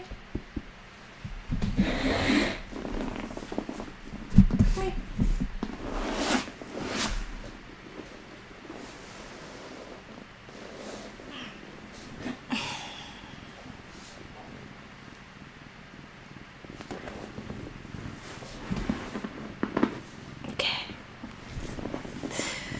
Thank you all for waiting for me and my little baby kitty cat. She's not a baby, but she's my baby. No, don't leave. I made this perfectly comfortable for you.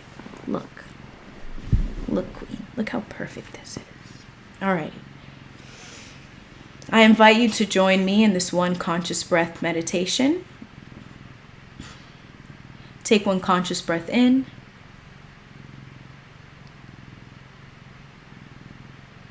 One conscious breath out. Bring your awareness to your heart center. Be here.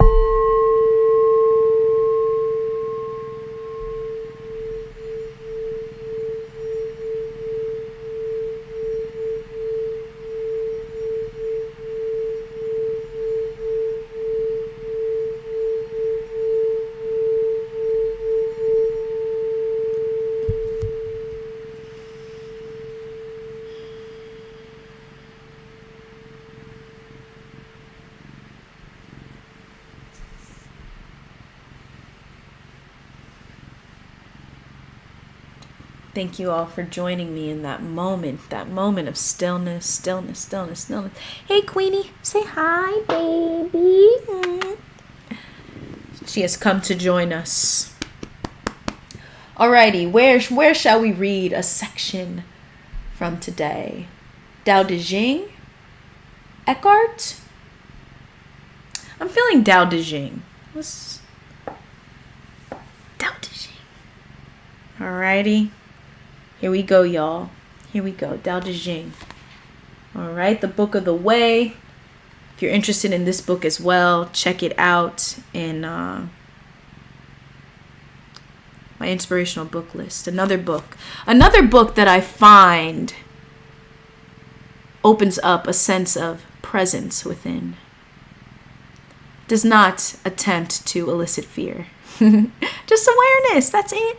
No fear, no shame, just awareness. All right, here we go. What does the Here Now community need to hear today?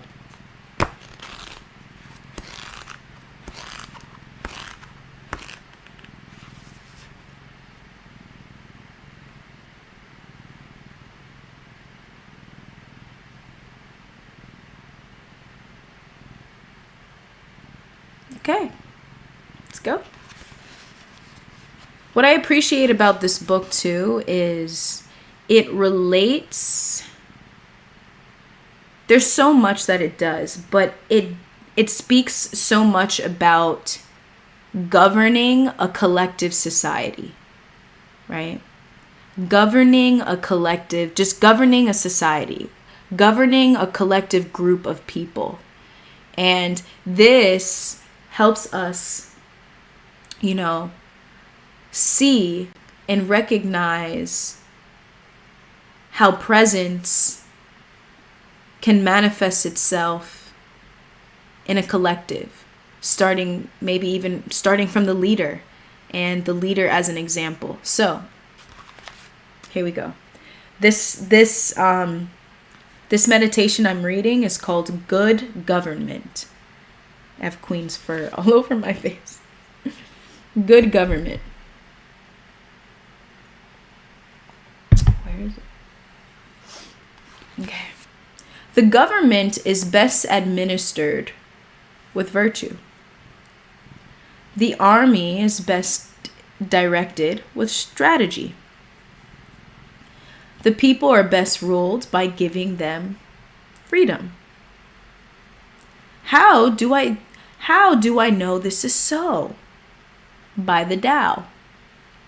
The more restrictions are enacted, the poorer the people become. The more soldiers patrol the streets, the more disorderly the city becomes. The more officials are crafty and cunning, the harder the people are to control. The more laws and orders are issued, the more thieves and robbers abound. The wise ruler says, if I practice restraint, the people will reform themselves. If I love peace, the people will become peaceful. If I am not greedy, the people will become prosperous. If I practice simplicity, the people will remain simple.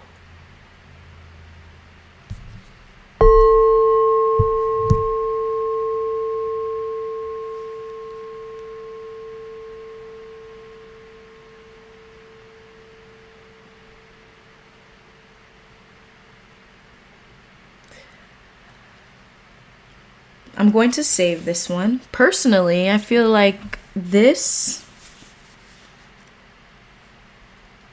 gave that, what we were just speaking about, right? Fear tactics and how to manipulate a collective group. I find that this meditation, this passage, touched on that. It really added more to our conversation. Once again, the beauty of intention, the beauty of just, I live in a state of awe and bewilderment at the workings of the universe each and every day. It never falls, it never dissolves, it's always there. Maybe when I'm like not using the mind though, you know. Then it's just presence. I'll share with you what I really felt, you know, was the more restrictions are enacted, the poorer the people become. The more soldiers patrol the streets, the more disorderly the city. All of that is fear. Restriction, soldier patrolling the street, that's fear. The more officials are crafty and cunning, right? Manipulative, trying to secretly get their way with something, right? The harder the people are to control, right? The more laws and orders are issued, the more, this is it right here. We spoke it and we got a little something. This is why I share, y'all. Follow your intuition. Speak aloud that which you would like to recognize and see. And then simultaneously know that the moment that you speak something aloud, the moment an idea arises, it's already yours. There's no need to yearn. No need to yearn. All right, much love. Thank you for joining me in that.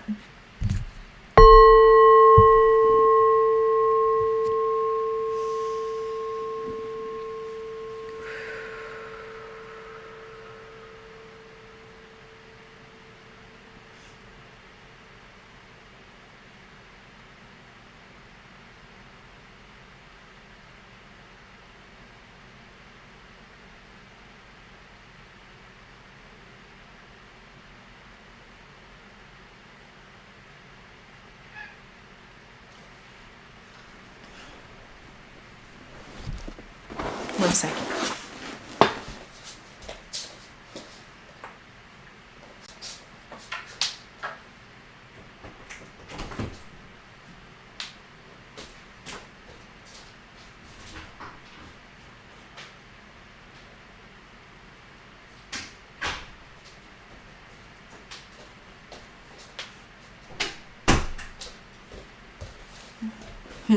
Every single time the books sync with the convo. Seriously. I love it. It's just, it does. I'm in awe. I think I'm just gonna make that the next live topic for sure. Eddie, I think the best thing to do is just respect yourself and your ideas, as well as do the same for all others, and focus within your own soul.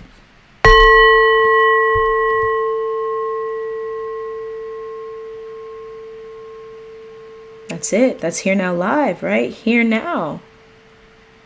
See, very naturally, right, when presence is our priority, these things, they come naturally. We talk about it, but you don't have to try. And the more we step into presence, we recognize, okay, this is what effortless means. This is what flow means. This is what letting go means. This is what releasing shame and guilt means. This is what identifying fear looks like. Fear. This is what what identifying with fear looks like. We all come here, we all have different purposes in this world. They change. We have, there's certain things that we are just inclined to enjoy more than others, right? When you focus on yourself, you live that life of fulfillment. But when we're constantly critiquing ourselves and judging, shame, humiliation, not in recognition of that, that's when this, what was spoken about in that book, right? Control, cunning, and scheming in a way, creating more laws, less freedom. It's all just separation and ego, right? Peace and love to the chat. Thank you all for your engagement in that. I am opening up and recognizing the topics that we all enjoy and like to chat about. And once again, they just keep coming. They don't stop. Here Now Live number 32. We're going strong. The topics keep coming. The space is open. We set our intention. The space keeps coming. So we keep going. We chat and then it's still. We're chat, stillness, flow, engagement, and surrender. We're flowing on here, y'all. Flowing.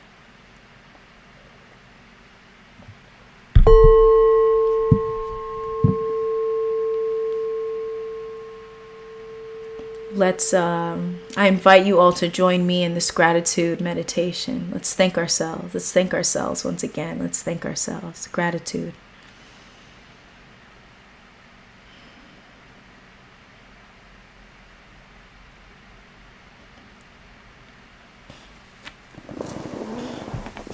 I am Shibi. Gratitude for the weekly vids. Morcie, much appreciated. Much appreciated. I am Shibi.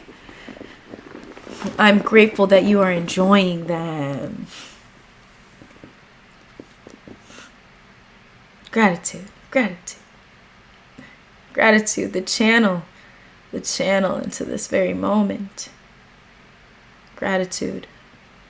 When you speak words of gratitude, you give awareness to what is here now, right now. In this very moment, all that exists. And through giving your awareness to what is here now, you begin to expand your present moment awareness. Your awareness of everything that's happening, minus your thoughts about it, minus your criticisms and judgments about it, narratives and stories about it. With gratitude, there's an ease. With gratitude, you invite in space to simply be.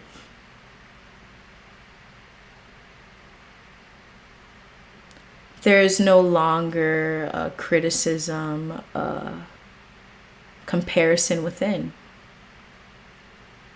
Comparison, one may say, I did better today than I did yesterday. With gratitude, you just thank yourself for showing up today. Thank you for showing up today. Notice the difference of how that feels versus telling yourself, I did better another time. Every day is different. When I practice yoga, the instructors always remind us, hey, today you might be a little bit more flexible than another day. You might be a little less flexible than another day. Either way, honor your body. You don't have to try and strain yourself to reach a certain pose or a certain stretch in the way you did last week. Just honor what your body requires of you in this moment. Gratitude, presence, here-ness, now-ness, wholeness.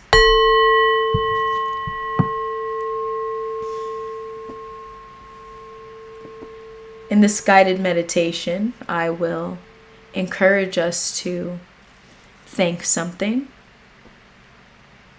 and then step into a space of stillness. Essentially, allowing what needs to arise, what needs to dissolve, and just notice. Gratitude and stillness, inviting that into our lives. This meditation is an encouragement to invite gratitude and space, stillness, silence into our lives, Alrighty. Get in a comfortable position. Wherever you are, find yourself in a comfortable position. You can be upright like myself, or you can lie down, whatever you feel comfortable, and simultaneously allows you to be alert, comfortable and alert. So you are observing thought.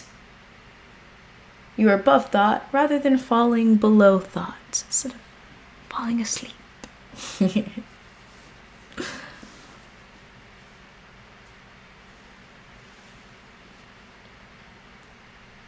Take this moment to notice any tension within the body.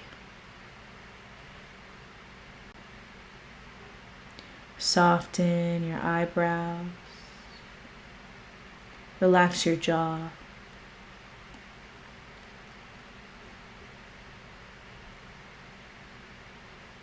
Relax your shoulders, your limbs. Bring awareness to the groundedness of what is currently supporting you. Whether it's a chair, a couch, the floor, your bed. Bring your awareness to its groundedness and allow yourself to surrender and relax into it.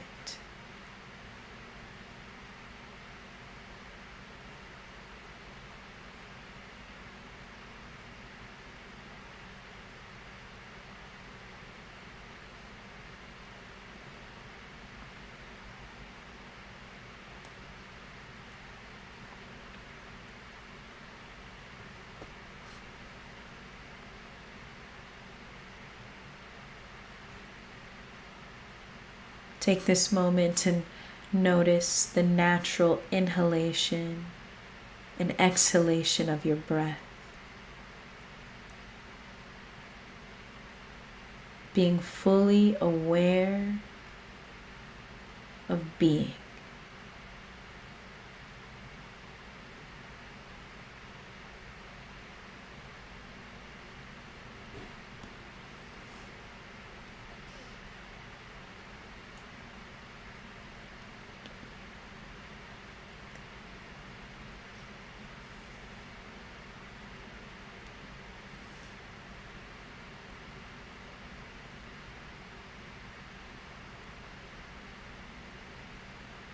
Thank yourself for showing up today. Whatever that means to you, thank yourself.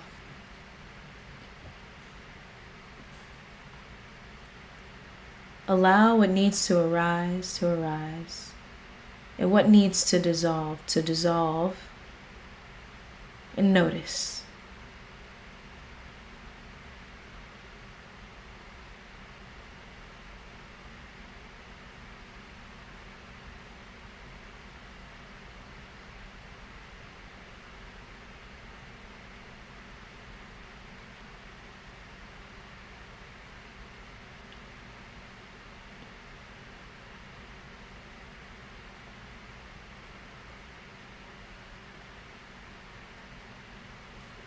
Thank yourself for being present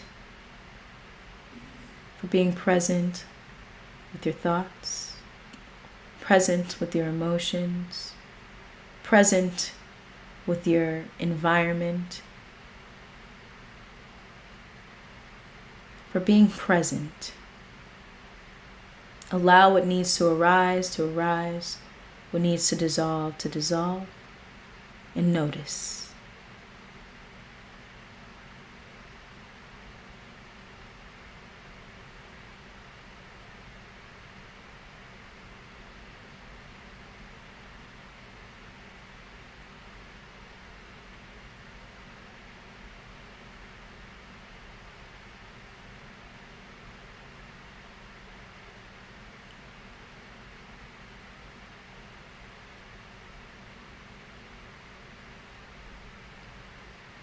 Take this moment to thank thoughts.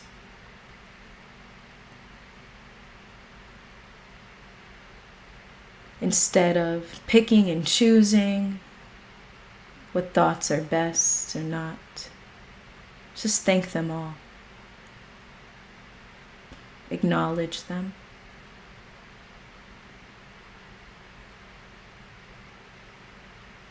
And choose non-reactivity. Allow what needs to arise, and simply notice.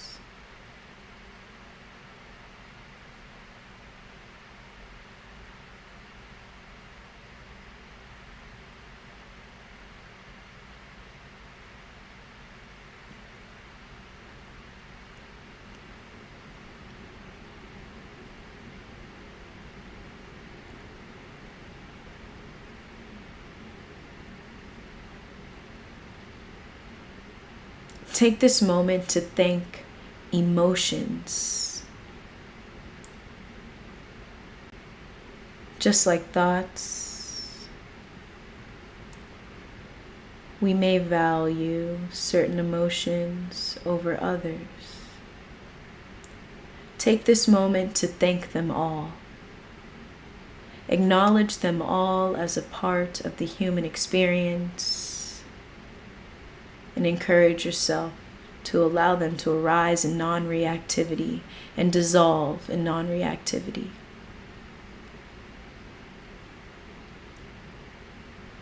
Thank your emotions, allow, and notice.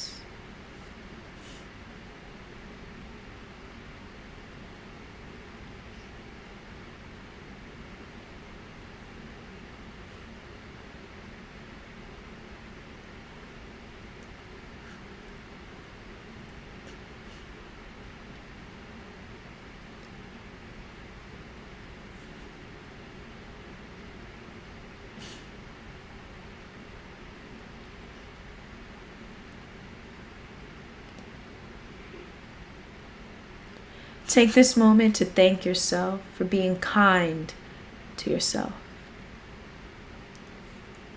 Thank yourself for choosing to understand yourself.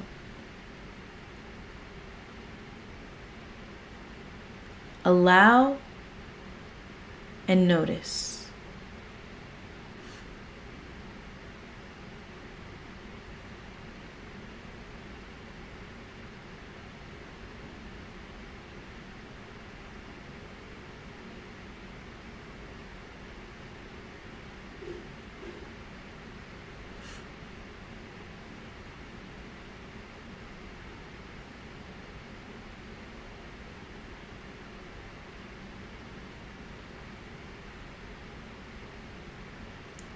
Take this moment to thank yourself for being kind to others,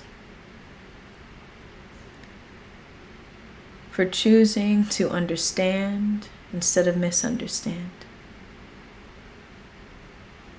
for choosing non-reactivity, for choosing space before responding.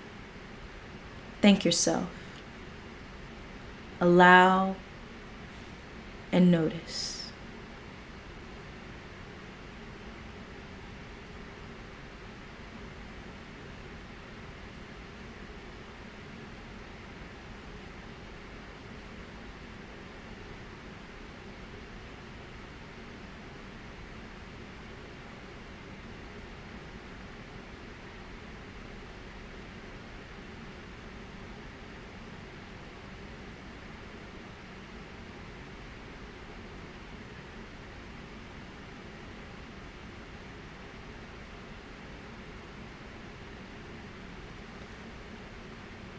Take one conscious breath in.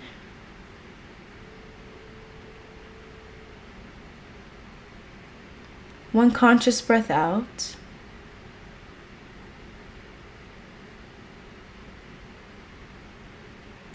Bring your awareness to your heart center.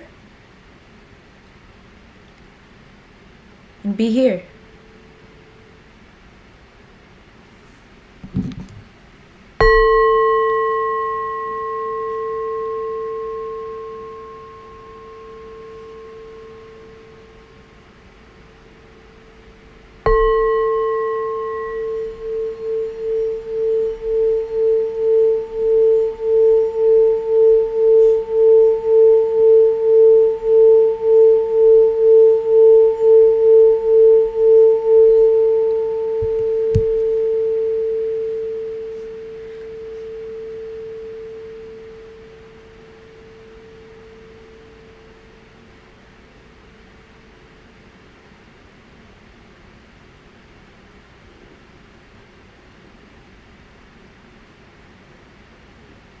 Thank yourself for this practice. Thank yourself for stepping into the space where you can see every aspect of you in acceptance, in consciousness, awareness, love, and understanding. Thank yourself for this practice.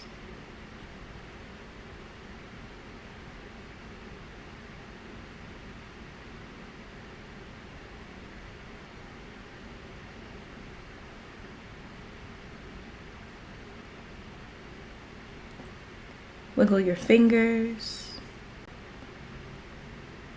your toes. Open your eyes. And be here.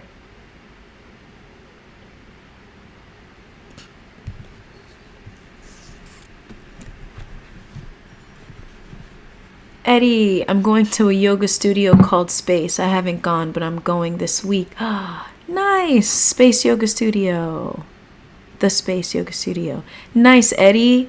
Let me know how your experience. Yoga is an incredible way to align your mind, your body, your spirit. Be present. Invite more presence in your life, especially while working out. What? Opening up your heart, stretching your body. Much love. SYT, Yana, salutations. Good to see you back. Back in the Here Now Live. Space, community. Much love to the community. Thank you all for joining me in that meditation.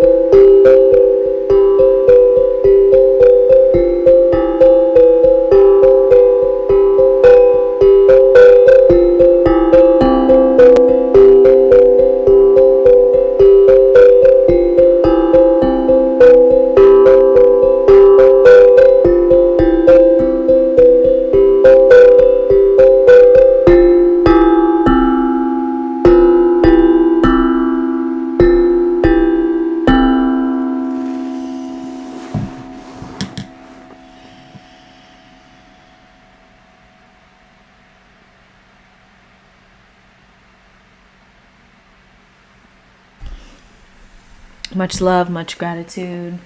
Once again, thank you all. Ronan, have you learned any new melodies? I have been just like playing around, but I'll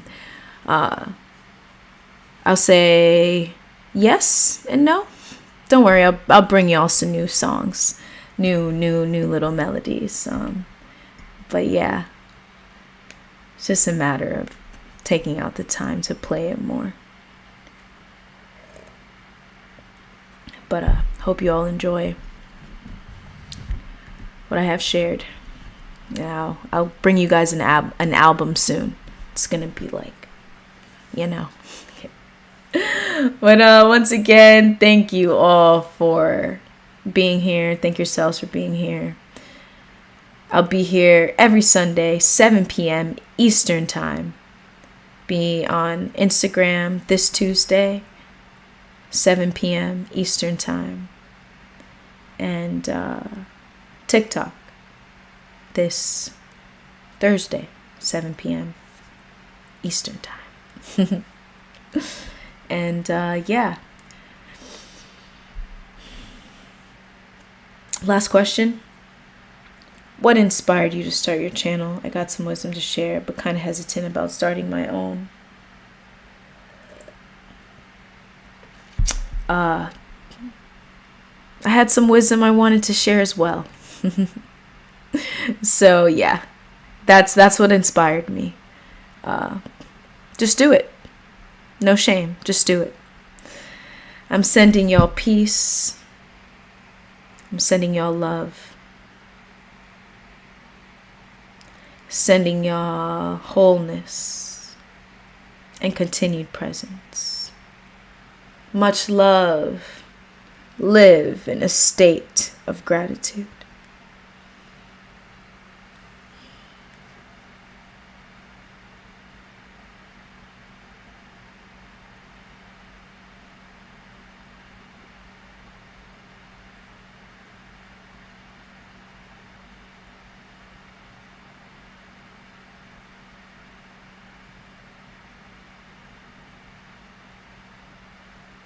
Peace. Much love, I am Shibi. Much love, Jashawn, SYT Yana, Ronan, Eddie, DuckDuckGo. I think I got everyone. Leaky Almighty, Aaron, Oddjohn Seth, everyone who came, everyone who watched, who may not have, wrote in the chat, and all who might be watching the recording. Peace and love.